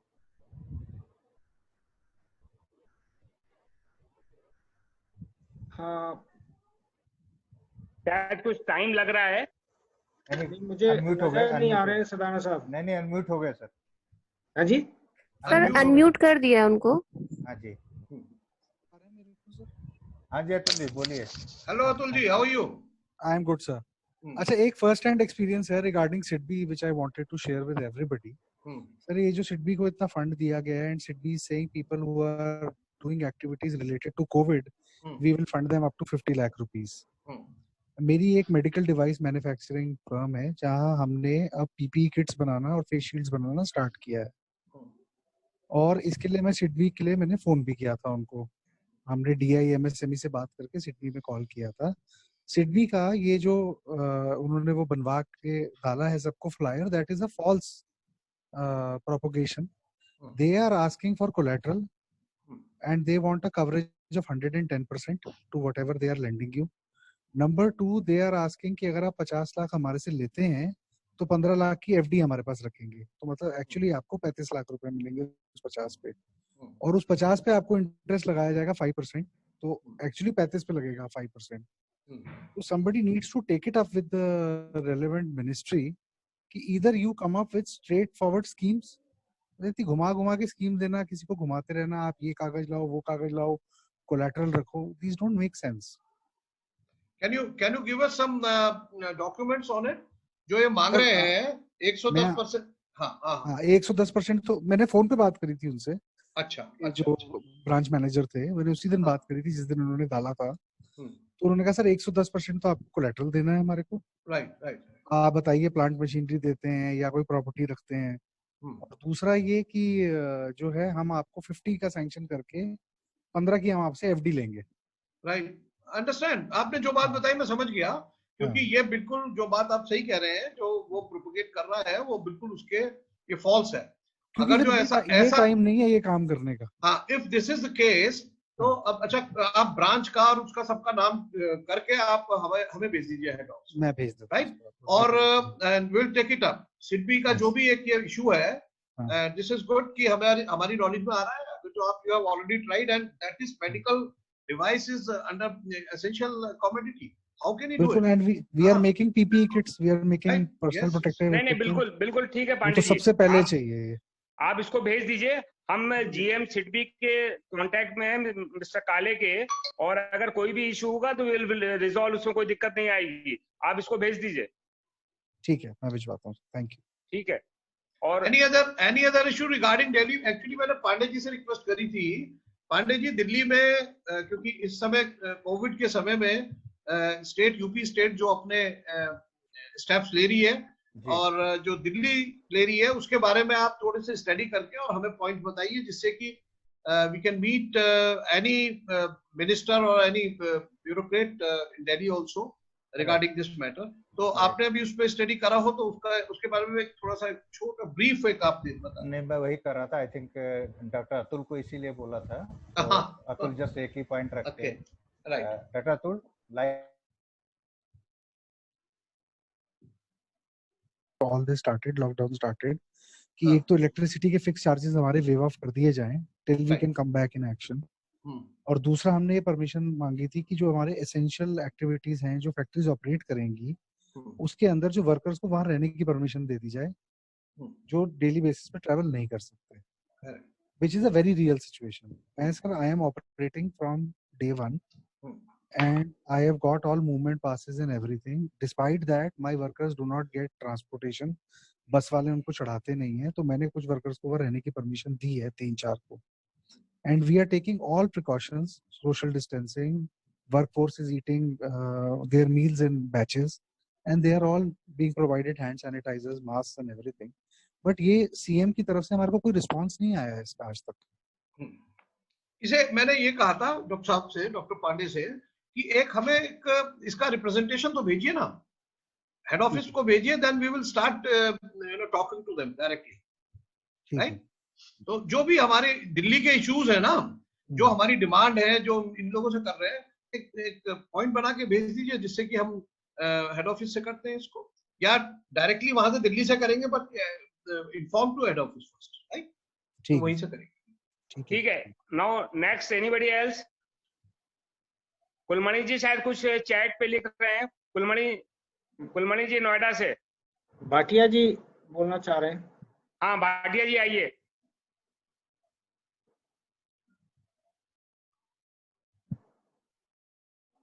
तो मैंने पहले भी कहा था और अवधेश जी ने जो बात कही उसी को कंटिन्यू कर रहा हूँ कि हमें ये सरकार की मंशा समझनी पड़ेगी. 20 तारीख से फैक्ट्री खोलने के पीछे सरकार की मंशा क्या है? मंशा सिर्फ और सिर्फ उनकी है कि सैलरी आप बांट दीजिए, इसीलिए मुख्यमंत्री जी ने आज से उसका प्रेशर बना दिया. दूसरी बात, फैक्ट्री खोलने में इतनी सारी कंडीशंस लगा दी है, अगर आपने फैक्ट्री खोल दी तो जो आप 30% की डिमांड कर रहे हैं वेजेस देने की, वो आपकी मांग को कमजोर हो जाएगी. आप एक बार जब फैक्ट्री चला लेंगे तो आपकी वो मांग का कोई वजूद नहीं रह जाएगा. लेबर हमारी सारी बाहर से आनी है, दूसरे डिस्ट्रिक्ट से आनी है, उसके लिए अभी आज की तारीख में कोई परमिशन नहीं. फैक्ट्री कैसे चलाएंगे? मार्केट सारा बंद पड़ा है. मार्केट से जब तक कोई ऑर्डर नहीं मिलेगा, आज सपोज मैं फैन बनाता हूँ तो मैं पंखा बेचूंगा कहाँ? मेरी तो दुकानें बंद पड़ी हैं, मेरे पास तो कोई ऑर्डर ही नहीं है, मैं फैक्ट्री चलाऊंगा किस कंडीशंस में? गवर्नमेंट के नॉर्म्स इतने टेढ़े हैं, वो नॉर्म्स आप पूरे नहीं कर सकते. और उस कंडीशन में क्या होगा कि वो जांच शुरू हो जाएगी और शोषण होगा. आज गवर्नमेंट अधिकारी भूखे भेड़ियों की तरह घूम रहे हैं, उनके पास कोई कमाई का साधन, ऊपर का सब बंद पड़ा है. वो मौका देख रहे हैं सर, और जैसे ही आपने मौका दिया उन्होंने शोषण शुरू कर देना, फिर हमारी लड़ाई थोड़ी दूसरी तरफ डाइवर्ट हो जाएगी. तो मेरा अध्यक्ष जी से और मनमोहन जी आपसे भी अनुरोध है कि एक कंसेंसस बना लीजिए कि हमें फैक्ट्री 20 तारीख से चलानी है कि नहीं चलानी. हमने बनारस में जो तय किया है कि हम बनारस में फैक्ट्री 20 तारीख से नहीं चला रहे हैं, और सरकार को ये मैसेज देंगे कि आपकी इस कंडीशंस की वजह से हम फैक्ट्री नहीं चला पा रहे हैं. तो मेरा ये था कि एक पूरे सब लोग, हमारे 8,000 मेंबर्स हैं, एक बात आ जाए, इसेंशियल आइटम्स को छोड़ के, इसेंशियल आइटम तो पहले ही चल रही है, उनको छोड़ करके जो जनरल इंडस्ट्रीज चलनी है वो चलाई जाए कि न चलाई जाए. इस बारे में एक बार अगर चर्चा कर ले, विचार कर ले तो ज्यादा अच्छा रहेगा. ठीक है. अभी हम लोग देखिए आज की तारीख में जहां तक हमें पता है कोई पोर्टल वो बना रहे हैं. हम लोग अगर पोर्टल बनने के बाद जरूरत पड़े समझेंगे तो कल फिर बात कर लेंगे आपस में. तो अभी कोई ऐसा आज की तारीख में नहीं हो रहा है फाइनल. हम लोग अगर आज इनको पोर्टल बना लेने दीजिए जिसपे की परमिशन की बात कर रहे हैं, उसकी क्या उसमें कंडीशंस लगाते हैं, उसके बाद दोबारा हम लोग कल फिर बात करेंगे. सर परमिशन में कोई प्रॉब्लम नहीं, हमारे यहाँ परमिशन तो दे ही रहे हैं चलाने की. और आपको ये भी बता दें कि कंडीशन जो लगा रहे हैं अभी तो वो नया बन रहा है तो सर वो कंडीशन 20 तारीख वाला नहीं, 20 तारीख का नया बन रहा है. आज SCL बना रहा है वो पोर्टल, उस पे हमें ऑनलाइन अप्लाई करना है. ऑनलाइन अप्लाई करने के बाद 20 तारीख वाली परमिशन दोबारा मिलेंगी दूसरी, वो आज भी उसको बन जाने दीजिए. हमारे उसके बाद हम लोग राजेश जी एक पॉइंट मैं कहता हूँ. आपने बिल्कुल ठीक कहा कि हमें ये सरकार की मंशा हो सकती है, बिल्कुल हो सकती है, क्योंकि वो अपनी जो जिम्मेदारियां, या जो बात अभी कहा था कि हम इतनी डिमांड कर रहे हैं, MSME asking so many things कि भाई आप हमें ये दीजिए, हमें लेबर का दीजिए, हमें बैंक का दीजिए. और मैंने MSME मिनिस्टर जो गडकरी जी उनके 4-5 महीने जैसे बताया भी था शुरू में, वो देखा तो वो उस पे आ चुके हैं कहने पे सैलरी को लेके कि भैया जिसके पास है वो दे दीजिए, जिसके पास नहीं है उसके बारे में सरकार सोचेगी या हम उसके बारे में विचार करेंगे. That's right. लेकिन एक आप ये समझिए कि कंसेंसस बनाना कि फैक्ट्री बंद हो या फैक्ट्री चले, इस चीज के लिए डिपेंड करता है हमारे सदस्यों के ऊपर. आप पूरा अभी तक देख लीजिए जितना हमारा डिस्कशन हुआ है regarding it, you are the first man who said कि साहब बिल्कुल हमें बंद करने के लिए कंसेंसस बनानी चाहिए. That means people are interested. मान लो हमारे सदस्य इच्छुक है, देखिए बहुत सारे हॉटस्पॉट्स हैं जैसे मेरठ, लखनऊ, कानपुर, ये सब तो ऐसी जगह है जहां शायद ये चलेंगी नहीं अभी जल्दी से, और जिनको परमिशन भी मिलेगी, आई नो वेरी वेल, और मैं गारंटी के साथ कहता हूँ उसमें 5% भी अगर जो उनको परमिशन के बाद वो लोग चला लें, 10% भी चला लें, तो बहुत बड़ी बात होगी, क्योंकि labour is the biggest problem. दूसरा सब जो ये ट्रांसपोर्टेशन का जो मूवमेंट है, this is also one of the biggest problem. और तीसरा जैसे कानपुर वालों ने अभी अपनी बात बताई है, तो बिल्कुल वैलिड बात है कि एक जगह से दूसरी जगह, यानी कि एक डिस्ट्रिक्ट से दूसरी डिस्ट्रिक्ट या एक शहर से दूसरे शहर जाने में बहुत मुश्किल आ रही है। पुलिस प्रशासन बिल्कुल तैयार नहीं है, तो बहुत सारी डिफिकल्टीज। और आप जो बता रहे हैं ना कि हम कंडीशंस पूरी कर देंगे, भाई साहब मैं कहता हूं कि more than 70% industries can not fulfil this requirement. सबसे पहला ये है कि मेरा अपना मानना है कि देखिए 20 तारीख से एक कॉल आई गवर्नमेंट की कि आप चलाइए, let us decide, we all are very matured person, हम बहुत मैच्योर्ड है, लेकिन कॉल की इंतजार कोई नहीं कर रहा आज की डेट में। आजकल ये देख रहे हैं कि मैं ये चीज कर सकूंगा या नहीं कर सकूंगा, इस पे एनालिसिस कर रहे हैं। और जो अब ये जो लास्ट पॉइंट जो चल रहा है हमारा, ये इसी के ऊपर है बेसिकली बेस्ड, कि आप देखिए कि वास्तविकता क्या है, क्या आप चला सकते हैं इंडस्ट्रीज इन कंडीशंस में। जैसा आपने बताया, अभी दिल्ली वालों ने बताया कि उन्होंने अपने आदमी को बस में नहीं बैठाया, उनके किसी, several problems will be faced by those persons जो अब ये नई इंडस्ट्री, नए ऑर्डर के अगेंस्ट इंडस्ट्री चलाएंगे। इन माय ओपिनियन, जो मैं अपने जितने भी साथियों से कहता हूँ, अच्छी तरह से उसको स्टडी कर लीजिए। अवधेश जी ने भी इस पे बहुत एम्फसाइज किया कि इसे पढ़ लीजिए, अच्छी तरह से समझ लीजिए। ये मेरा भी यही कहना है, हर नियम कानून को, उनके कंप्लायंसेस को सारे पढ़ लीजिए, नहीं तो ये आपने जो बात कही बिल्कुल ठीक है, ये हर जगह जो है ना इंस्पेक्टर शुरू हो जाएंगे घुसने। कोई कहेगा, हमने कल सिर्फ प्रिंसिपल सेक्रेटरी से यही कहा कि जो रवैया है वो हमारा सहयोगात्मक होना चाहिए। उन सरकारी अफसरों का ये नहीं कि साहब गए और इंस्पेक्शन के लिए डंडा चलाना शुरू कर दिया। अभी हमें किसी ने बताया था कि वो आए और वो बच्चों के नाम पे जो है वो करने लगे। तो ये इंफॉर्मेशन हमारे पास आएंगी तो निश्चित रूप से इस पे एक्शन हम, और ये लोग जो है बदमाशी शुरू कर दी है, इन्होंने भ्रष्टाचार शुरू कर दिया है, इन्होंने हरेसमेंट शुरू कर दिया। तो इसलिए इसमें मेरे ख्याल कॉल वाली जहां तक बात है, मैं समझता हूँ मेरी अपनी पर्सनल, बाकी आप लोग जो बताएंगे, कल हम 100% टास्क फोर्स में पॉइंट भी रखेंगे जो आपने बताया। कल टास्क फोर्स की मीटिंग है हमारी, कल या परसों, तो उसमें हम ये पॉइंट रखेंगे कि लोगों का ये मानना है, कुछ लोगों का, लेकिन क्योंकि इसमें अगर जो ज्यादा कुछ लोग आ जाए, ऐड हो जाए, तो हमें ज्यादा अच्छा लगेगा। ठीक है, ब्रजेश जी जौनपुर से। हाँ ब्रजेश जी आइए जौनपुर। धन्यवाद सर, धन्यवाद सर, नमस्ते सर। हमारे यहाँ पे जौनपुर से 80% यूनिटें हैं, और हमारे पास अभी दोपहर में ही जीएमडीआईसी का एक फॉर्मेट आया था, इसमें कि 9 शर्तें लिखी गई हैं कि उस 9 शर्तों को एग्रीमेंट हो जाने के बाद ही आप जो है अपना यूनिट संचालित कर सकते हैं। उस 9 शर्त में से 3 शर्त ऐसी हैं, जैसे कि एक तो है कि रेंडमली 5 कर्मचारियों का जो है आरटीपीसीआर टेस्ट होगा, और दूसरा है कि वो पूरे परिसर को रोज, और तीसरा जो है कि इनका थर्मल स्कैनर होना चाहिए, क्योंकि हमारे पास 80% यूनिटें हैं और उनके कर्मचारी 8 से 7, 8 या 10 तक ही हैं। तो वो लोग कैसे इसको अब फॉलो अप, इस शर्तों को माने और इसके बाद वो चलाने के लिए तैयार हो। हम चाहते हैं कि आप एक हमको सजेशन मिले कि क्या इस शर्तों को मानते हुए क्या हम चलाएं। लेकिन ज्यादातर हमारे जो छोटे छोटे जो उद्यमी हैं वो तो नहीं चलाने के इसमें जा रहे हैं कि हम तो ये शर्तें नहीं पूरा कर पाएंगे, ये 3 शर्त, क्योंकि हम अब वो थर्मल स्कैनर नहीं खरीद पाएंगे, हम जो है सैनिटाइज नहीं कर पाएंगे रोज, और हम आरटीपीसीआर मॉलिक्यूलर टेस्ट भी कर पाएंगे। तो ऐसी स्थिति में हम आपको कुछ सजेशन हो सर, उसको बताइए कि क्या करें, हमको क्या बोले, इस पर क्या जवाब दें। ब्रजेश जी, वैसे आपकी बात थोड़ा कट के आवाज आ रही थी, मैं बहुत क्लियर नहीं सुन पाया, लेकिन मैं शायद मीनिंग में समझ बैठा हूं। देखिए ऐसा है, जो गाइडलाइंस स्टेट गवर्नमेंट ने निकाली हैं उसको आपको उसको पूरी तरह से फॉलो करना पड़ेगा। पहले आप उसको स्टडी करिए, ये मैं दोबारा कह रहा हूँ। और अगर जो उसको फॉलो करने में आपको दिक्कत आती है या उसको कंप्लायंस में दिक्कत आती है, कोई भी रिस्क न ले, क्योंकि देखिए this is very crucial time है, यस सर। सर जीएमडीआईसी ने दोपहर में एक फॉर्म हमको दिए हैं और उसमें 9 शर्तें लिखी हुई हैं।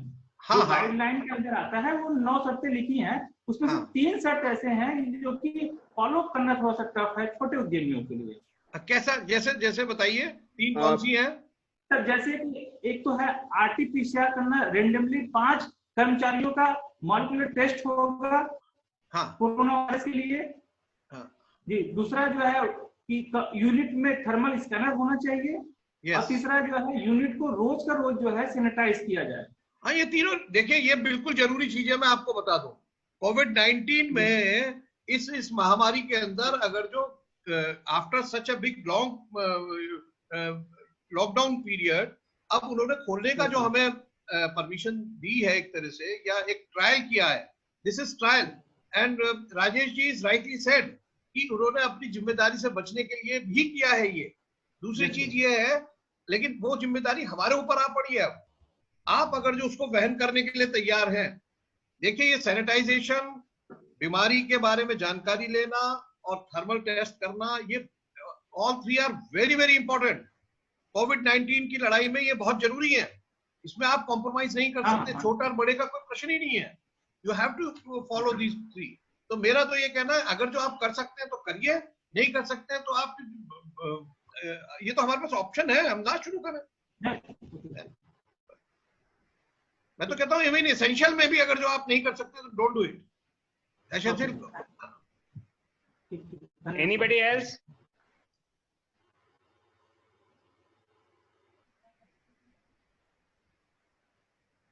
वर्मा जी और कोई?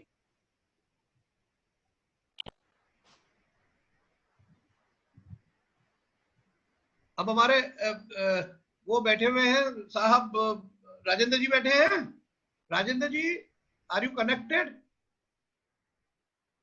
राजेश जी कुछ पूछना चाह रहे हैं, राजेश जी से।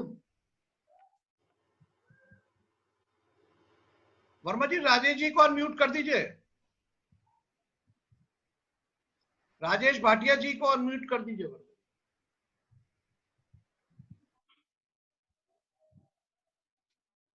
हाँ सर, थैंक यू।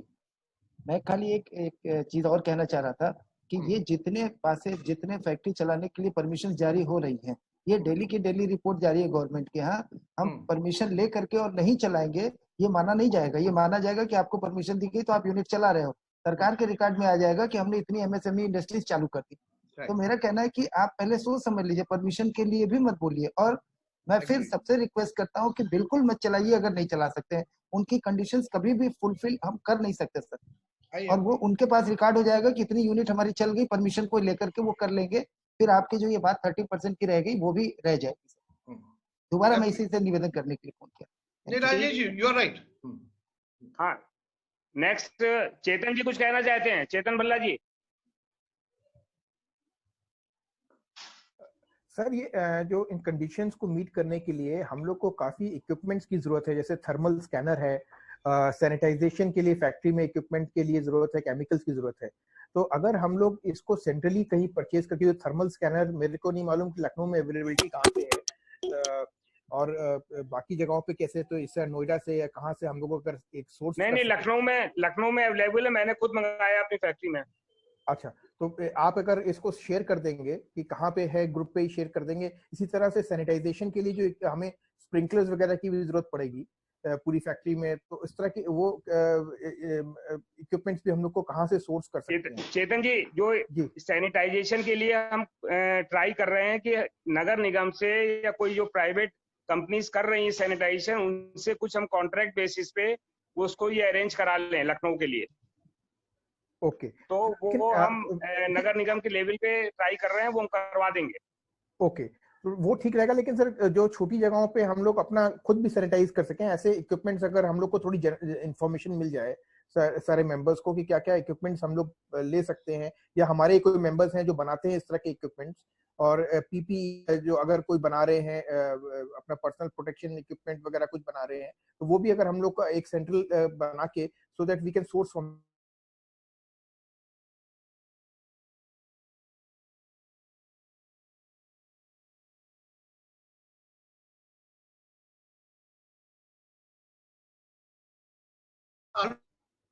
जी ने बहुत सारे इक्विपमेंट के बारे में इंफॉर्मेशन दी है, so he can tell you so many things, जैसे ये वाली सब चीजें हैं। ठीक है सर, तो आप अपने सोशल ग्रुप पे डालिए और सोशल ग्रुप से आपको इंफॉर्मेशन मिल जाएगी। हमारे बहुत सारे सब साथी जुड़े हुए हैं, राइट? ठीक है, थैंक यू। और कुछ सॉरी मनमोहन जी, मैंने बीच में बोला, आप बताइए। I think you wanted to speak something. नहीं, मेरा ये कहना था कि थर्मल स्कैनर और सैनिटाइजेशन दो हैं इश्यूज।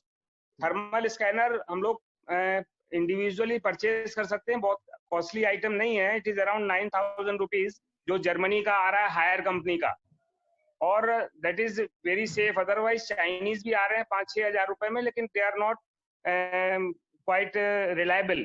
तो हम लोगों को थर्मल स्कैनर अपने ले लेने चाहिए, क्योंकि कोरोना का ये प्रॉब्लम आप ये ना समझिए कि 3 मई को खत्म हो जाएगी। तो हमें ये लॉन्ग रन के लिए 3-4 महीने तक हो सकता है ये टेस्ट करना पड़े अपनी फैक्ट्री में। तो इसलिए थर्मल स्कैनर इंडिविजुअली हर यूनिट को परचेज कर लेना चाहिए। सैनिटाइजेशन की जो बात है उसको हम लोग अरेंज करें लोकल लेवल पे, लोकल अथॉरिटीज से, कि वो हमारे इंडस्ट्रियल एरियाज को सैनिटाइज करें, और ये रिस्पॉन्सिबिलिटी गवर्नमेंट को लेनी चाहिए अपने एंड पे। और उसमें अगर गवर्नमेंट इसको नहीं करना चाहती तो हम लोग ज्वाइंटली उसको कुछ खर्चा करके, उनके पास सारे इक्विपमेंट्स हैं, इंफ्रास्ट्रक्चर है और केमिकल है, तो वो हमारी फैक्ट्री में आकर के 15 मिनट 20 मिनट जो भी टाइम लगे सैनिटाइज करके चले जाएं। तो इस तरीके का हमें ज्वाइंटली कुछ सिस्टम बनाना पड़ेगा। अगर हम ये सोच के बैठ जाएं कि हमें 3 मई को हमें बहुत बड़ी छूट मिल जाएगी, तो ऐसा नहीं होने वाला है। ये एटलीस्ट मैं आपको बताऊं कि it will go up to 30th June. और इसलिए अगर हम ये सोचें कि आज चलो नहीं करते हैं 20 अप्रैल को, 3 मई को कर लेंगे, तो ऐसा नहीं है। कोरोना इतनी जल्दी जाने वाला नहीं है। तो हमको अपने ये इक्विपमेंट्स और इनकी अरेंजमेंट करना पड़ेगा हर फैक्ट्री को। तो ये हम लोग सोच के चलें और उसका अरेंजमेंट माइंड मेकअप करें उसी हिसाब से। तो बाकी और जो हमारे मेंबर्स हैं, अगर वो कुछ बोलना चाहें इस बारे में, मेरे ख्याल से कुलमणि जी भी कुछ का चैट आ रहा है कुछ बोलने के लिए। आलोक जी, हाँ प्लीज आलोक जी।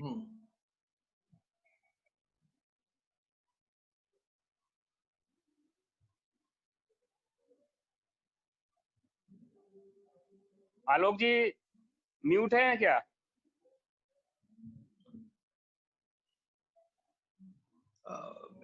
आलोक जी का इस पे वो पड़ा हुआ है, आलोक अग्रवाल जी का। चलिए जब आगे जुड़ेंगे और कोई, एनीबडी एल्स? मनोज जी। हाँ मनोज जी बताएं। जी सर, एक तो मैं ये कहना चाह रहा था, जो आपने कहा था 16 तारीख में गाजियाबाद में, तो यही मैसेज जा रहा है। जो 2 जियो आए हैं वो केवल बिग इंडस्ट्री के लिए हैं। अगर तेरे पेज के जियो को ढंग से पढ़ा जाए तो एमएसएमई के लिए वहां कहीं कोई इतनी इंडस्ट्रियां नहीं दे रखी। तो एक तरीके की इंडस्ट्री है, जैसे आईटी करके इस तरीके की इंडस्ट्री है, बाकी इंडस्ट्रियां उसके अंदर नहीं है। दूसरा सर, मैं ये कह रहा था, गाजियाबाद, दिल्ली, एनसीआर में एक आईजीएल कंपनी है, जैसे बिजली विभाग की तरफ से हमारा ये फिक्स चार्ज है, या बैंकों से हमारा जो है ईएमआई वगैरह डेफर हो रही है 2-2 महीने के लिए। तो मैं ये चाह रहा था कि सेंट्रल ऑफिस से अगर इंद्रप्रस्थ गैस लिमिटेड को एक लेटर चला जाए, तो इस क्रूशियल टाइम में 2-3 महीने के लिए अगर वो बिल पोस्टपोन हो जाए, डेफर हो जाए, तो वो भी हम लोग के लिए काफी बेनिफिशियल रहेगा। हेलो, ठीक है, एग्रीड सर। ठीक है मनोज जी। एक पॉइंट और है सर, एक पॉइंट और है। आईसीडी ये इंडियन कंटेनर डिपो पे 14 अप्रैल तक के लिए सर डैमरेज फ्री रखा गया था। मिनिस्ट्री ऑफ होम अफेयर्स की तरफ से एक डायरेक्टिव से इशू हुई थी, जिसको शिपिंग कंपनीज ने माना है। अभी सुनने में यह आ रहा है सर, 14 अप्रैल के बाद ये 3 मई तक जो लॉकडाउन बढ़ा दिया गया है, इसके लिए वो डैमरेज फ्री नहीं करने, डैमरेज लगा रही है वो। तो एक रिक्वेस्ट ये थी, अगर हमारे हेड ऑफिस से मिनिस्ट्री ऑफ होम अफेयर्स को इस तरीके से दोबारा कोई एक लेटर चला जाए और वहां से दोबारा वो डायरेक्टिव इशू हो जाए, तो हमारी काफी सारे मेंबर्स को डैमरेज से हम बचा जा सकता है।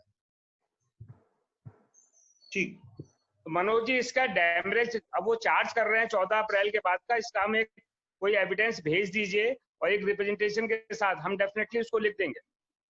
ठीक है। एक सर इन्फॉर्मेशन और है, आज एक दिल्ली की एक कंपनी रसिका इंटरनेशनल से कोई बात हुई थी मेरी, तो उसमें वो कॉर्पोरेट टाई अप, आईए के साथ कॉर्पोरेट टाई अप करना चाह रहे हैं। उनके पास काफी सारी चीजें हैं जो हमें कोविड-19 को लेके बहुत सारी चीजें हैं उनके पास, जैसे मास्क हैं, N95 मास्क हैं, इंफ्रारेड थर्मल स्कैनर जो बात कर रहे हैं, वो उन सब चीजों को उन्होंने उनके पास है और वो आईए मेंबर्स के लिए डिस्काउंटेड रेट्स पे देने के लिए तैयार हैं। ऑफर करवा दो ना, मेल कर दें, ऑफर भिजवा दो उनका, अगर जो भी मतलब उनकी कंडीशंस हैं, और मेल भेज देंगे बस वो। ठीक है, हाँ मेल भेज दें, हम लोग उसको सर्कुलेट कर देंगे। ठीक है सर। नहीं, दिस इज गुड आइडिया। अगर जो हम लोगों का हमारे सदस्यों को चाहिए, अगर जो चलाएंगे ना, उन्हें ये सब चीज चाहिए होंगी, तो वो अच्छा सर मैं कुछ बोलना चाहता हूँ। हाँ, बोलिए प्लीज। सर बस मैं केवल क्लैरिफाई कर, हमारे जो जौनपुर के सदस्य जो इस बात को लेके बोल रहे थे, मैं एक बात को क्लैरिफाई करना चाहता हूँ कि सर जो 2 पन्ने का 11 इंडस्ट्रीज का जो कंटिन्यूअस इंडस्ट्रीज का जो जियो है वो बिल्कुल इंडिपेंडेंट है, और उस जियो के अंदर जो भी एसओपी हैं उसके अंदर मेंशन करी हुई है, और वो जो 5 मेंबर्स का वो जो टेस्ट कराने वाली बात बोल रहे थे 5 और 10 का, वो उसी जियो में लिखा हुआ है। उसका बाकी इंडस्ट्रीज वाली जियो से कोई दूर दूर। अवधेश जी आपकी आवाज गई, इसे दोबारा से वो करिए। वो पंकज जी जो ये बात कह रहे हैं अवधेश जी बिल्कुल सही है। एक्चुअली हाँ, सही है, बिल्कुल ठीक है। लोगों को कंफ्यूजन हो गया। हमारे यूपी हाँ। गवर्नमेंट ने राजेंद्र तिवारी जी जो चीफ सेक्रेटरी हैं, उन्होंने हाँ। एक ही दिन में 2 जियो निकाल दिए, और उसकी गाइडलाइन अलग अलग थी सेंट्रल गवर्नमेंट वो से। कंफ्यूज, वो दोनों को लोग क्लब कर गए हैं कि वो इसमें एक में लिखा है पीसीआर टेस्ट होगा, तो पीसीआर टेस्ट उनके लिए है जो कंटिन्यूअस वाले हैं, इनके लिए नहीं है। तो लोगों को कंफ्यूजन हो रहा है उसमें, वो गलती। हाँ, तो इसमें एक काम करा जा सकता है मनमोहन जी, इसमें हम क्लैरिफिकेशन एमएसएमई डिपार्टमेंट से मांग देते हैं दोनों को लेके कि साहब ये देयर इज ए कंफ्यूजन, और इसे एक क्लैरिफाई करके आप भेज दीजिए कि ये उनके लिए तो नहीं है। देखो ऐसा है ना, वैसे तो it is very clear in the order itself और जियो इटसेल्फ, लेकिन अगर जो कहीं किसी को लगता है, मुझे लगता है कि इसको अगर जो हम ढंग से पढ़े तो हर चीज क्लियर है, लेकिन एक ही चीज को मेरे ख्याल कई बार रिपीट कर रहे हैं लोग बाग। If any clarification is required from government side, तो मेरे ख्याल देख लिया जाएगा उसको पढ़ के दोनों चीज को। ठीक है, कंफ्यूजन ठीक है। और कोई मेंबर? आलोक जी आए क्या? एक खुशपुरी जी, आलोक जी भी नहीं इसमें दिखाई दे रहे। खुशपुरी जी अगर जो है तो उनका भी आया हुआ है इसमें mail chat, he want to speak something. Khushpuri हाँ जी, हाँ आइए सर। हाँ, एक तो वो जो सैनिटाइजेशन वाला पॉइंट था ना, यहाँ पे हमने जो एग्रीकल्चर पेस्टिसाइड स्प्रे करने वाली बैटरी ऑपरेटेड मशीनें है ना, वो हमारी कुछ फैक्ट्रियों ने लेके शुरू करी है। वो कर्मचारी पीछे लगा लेता है और बैटरी ऑपरेटेड है, तो वो डिसइंफेक्शन के लिए, सरफेस डिसइंफेक्शन के लिए, not for sanitization, surface disinfection के लिए वो लोग यहाँ पे बहुत कॉमनली यूज कर रहे हैं। तो वो बहुत छोटी सी इन्वेस्टमेंट है वो भी। और एक ये वो जो इशू आ रहा है ना बार बार कि ये दोनों जियो कंफ्यूज कर रहे हैं, तो ये कहीं ना कहीं थोड़ा सा मैं समझता हूँ सेपरेटली डील कराने की जरूरत है। Thank you. ठीक है। अभिषेक गोयल जी,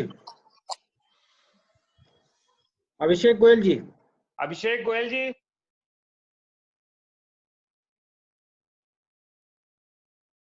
कनेक्ट नहीं कर पा रहे।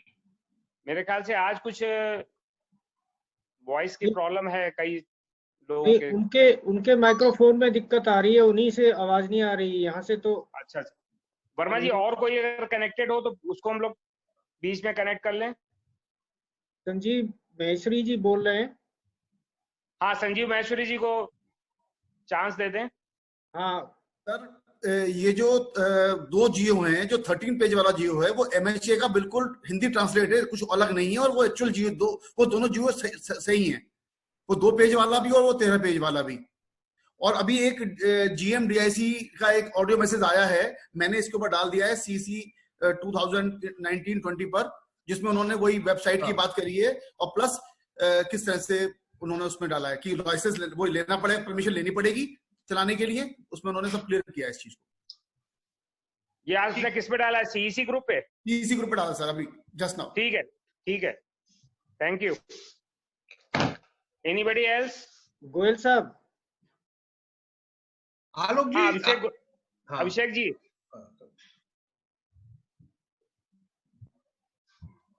अभिषेक जी, आपका माइक्रोफोन शायद काम नहीं कर रहा।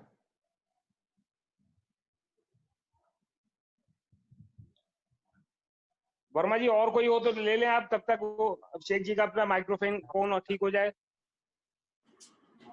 आलोक जी का इस पे आया था, उनको वो अब मेरे ख्याल कनेक्टेड नहीं है क्या, आलोक अग्रवाल जी का? हाँ सर राजेंद्र जी आ गए।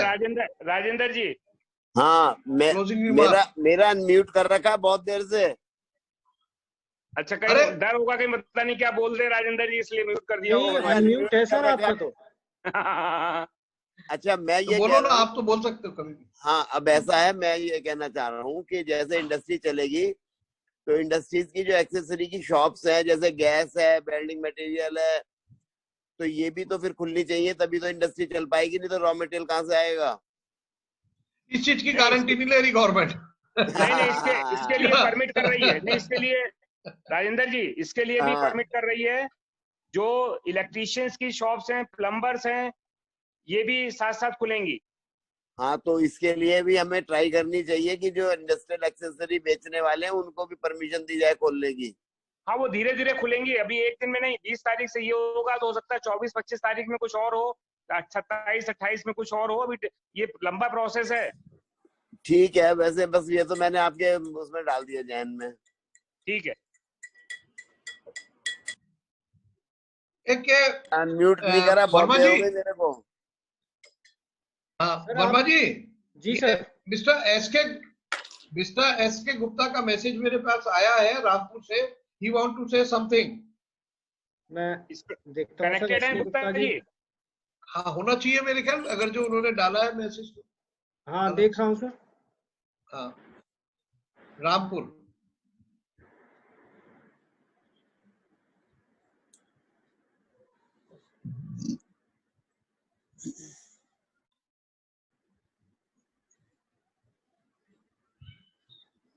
एसके गुप्ता जी का नाम नहीं आ रहा सर। अच्छा, तो चलिए और कोई? आलोक अग्रवाल जी, कानपुर वाले। आलोक अग्रवाल जी भी मेरे ख्याल से आउट हैं। अच्छा, चलिए अब हम लोग उसको समअप करें यहाँ पे, इस लास्ट पॉइंट को। क्यों पंकज जी, मेरे ख्याल से अब इसको समअप करें तो हमारा मैं बस एक ही बात कहना चाह रहा था सभी लोगों से, अपने जितने हमारे इस ग्रुप में डिविजनल चेयरमैन, डिविजनल सेक्रेटरी, जो भी हमारे पदाधिकारी इसमें जुड़े हुए हैं और अपनी टीम के साथ, वो कंटिन्यूअसली अब हमारा जो इस समय जिम्मेदारी है वो ज्यादा है थोड़ा, और उस जिम्मेदारी को हमारे मेंबर तक पहुंचाना, हमें सारे मैसेजेस, सारी बातें पहुंचाना बहुत आवश्यक हो गया है। तो जो भी समस्या उनके सामने आएंगी, डेफिनेटली वो आपसे संपर्क करेंगे, और आप अपने स्तर से कोशिश ये करिए, फैक्ट्री रनिंग के लिए 20 तारीख के बाद जो समस्या आनी है वो वहीं के लोकल अथॉरिटी से आप संवाद पूरी तरह से बनाए रखिए, और थ्रू वेबिनार आप कांटेक्ट में रहिएगा, या थ्रू टेलीफोन तो सब लोग ऑफकोर्स, उसमें डीएम को भी आप उस लूप में रहिए, डीएलसी, जीएम, डीआईसी और एसएसपी, इनको कम से कम अपने साथ जरूर जोड़ के रखिए, और जो भी नोडल ऑफिसर गवर्नमेंट की तरफ से अपॉइंट किए जाएंगे उनको भी अपने साथ रखिए। तो मेरा ये कहना है कि ये इन लोगों के साथ आपको लगातार जो स्टेट एडवाइजरी और सेंट्रल एडवाइजरी है उसके अकॉर्डिंगली आप लगातार उनके साथ संपर्क में रहिएगा, और जो वो कंफ्यूजन और परेशानी हो उन्हें दूर करते रहिएगा। दूसरा मैं ये कह रहा हूँ कि जो पॉइंट आपने उठाए हैं उनमें कुछ पॉइंट ऐसे हैं जो हम टास्क फोर्स के अंदर इसको डिस्कस करेंगे और आपकी जो भावना है वहां तक पहुंचाएंगे। लेकिन एक चीज जरूर ध्यान रख लीजिए, हर आदेश को ढंग से पढ़ लीजिए, आप उसको पूरी तरह से फुलफिल कर सकते हैं, तब आप अपना इंडस्ट्री खोलने के लिए शुरुआत करिएगा, क्योंकि जल्दीबाजी में कोई काम ना करें, चाहे एक दिन बाद आपको परमिशन मिल जाए, that doesn't make any difference. लेकिन कोई ऐसा रिस्क मत लीजिएगा। कुछ आपकी समस्याएं बैंक से संबंधित और ये सब चीजें हैं जो लिखित में आपको हमें देनी है, तो क्योंकि आज की डेट में हम जो भी संपर्क में लोग के आएंगे या उनसे अपनी बात बताएंगे तो हमें प्रूफ की आवश्यकता होगी। जैसे बैंक का लिए अभी उन्होंने दिल्ली वालों ने जो बताया है, अतुल जी ने, कि सिडबी के साथ जो ये कर रहे हैं डील वो बहुत ही ठीक नहीं हुआ है। तो इन सब चीजों का ध्यान रखना। और वैसे भी हमारे जनरल सेक्रेटरी साहब बाबा मनमोहन जी, मैं बाबा मनमोहन जी इसलिए कह रहा हूँ, उन्होंने 30 जून तक का डिक्लेयर कर दिया, 30 तारीख तक होने की संभावना पूरी है। तो मेरा तो ये कहना है, आप मनमोहन जी आप अपनी आदत जवान से डाल लीजिए, live with corona, stay with corona and तो आपको मनमोहन जी जो है जो जवान है उस पे सरस्वती बैठी भी रहती है अक्सर। नहीं, इनकी बात को मानते हुए सब काम करिए। लेकिन इतना जरूर है कि कोई रिस्क मत लीजिएगा, सब चीजें पूरी करिए, क्योंकि लिटिगेशन से बचने का भी आवश्यकता है, अपना काम भी आवश्यक है। तो इन सब चीज से और रिस्क से, सबसे बड़ी बीमारी का मामला है, बीमारी न किसी को लगे। तो इन्हीं शब्दों के साथ मैं मनमोहन जी से कहूंगा कि anything which you want to say, और सबको बस मैं ये कहना चाहता हूं कि हम लोगों को 20 जून वाली जो डेट है उसको पॉजिटिवली लेना चाहिए। और अगर कोई भी इशू आता है, कोई भी कंडीशन को लेकर के, सैनिटाइजेशन को लेके, थर्मल स्कैनिंग को लेकर के, किसी तरीके का भी इशू आता है, आप ग्रुप पे डालो, डिस्कस करो, हम सोल्यूशन हर चीज का निकाल सकते हैं। लेकिन अगर हम ये सोच के बैठ जाएंगे कि साहब प्रॉब्लम प्रॉब्लम प्रॉब्लम, तो हम कुछ भी नहीं कर पाएंगे। आप हिम्मत रखो, आपकी जो भी प्रॉब्लम्स हैं, कोई भी माइंड में कंफ्यूजन है किसी भी तरीके का, आप ग्रुप पे डालो कि साहब मैं थर्मल स्क्रीनिंग कैसे कराऊं, मैं जो है सैनिटाइजेशन कैसे कराऊं, तो हम लोग डिस्कस करेंगे, उसका रास्ता ढूंढेंगे। लेकिन ये नहीं सोच करके कि इसकी वजह से हम बैठ जाएं।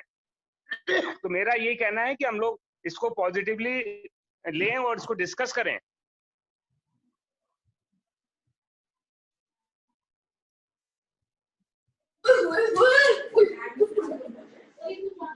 कि सबने जो है इतना टाइम दिया, लोगों ने डिस्कस किया, और बहुत जल्दी ही हम लोग दोबारा इसी वेबिनार के माध्यम से फिर कनेक्ट होंगे और अपनी बातों को लेकर के आएंगे सामने। तो इन्हीं शब्दों के साथ मैं यहाँ पर अपनी बात को खत्म करता हूँ, और बहुत जल्दी ही हम लोग कोशिश करेंगे कि डिस्कशन में करेंगे।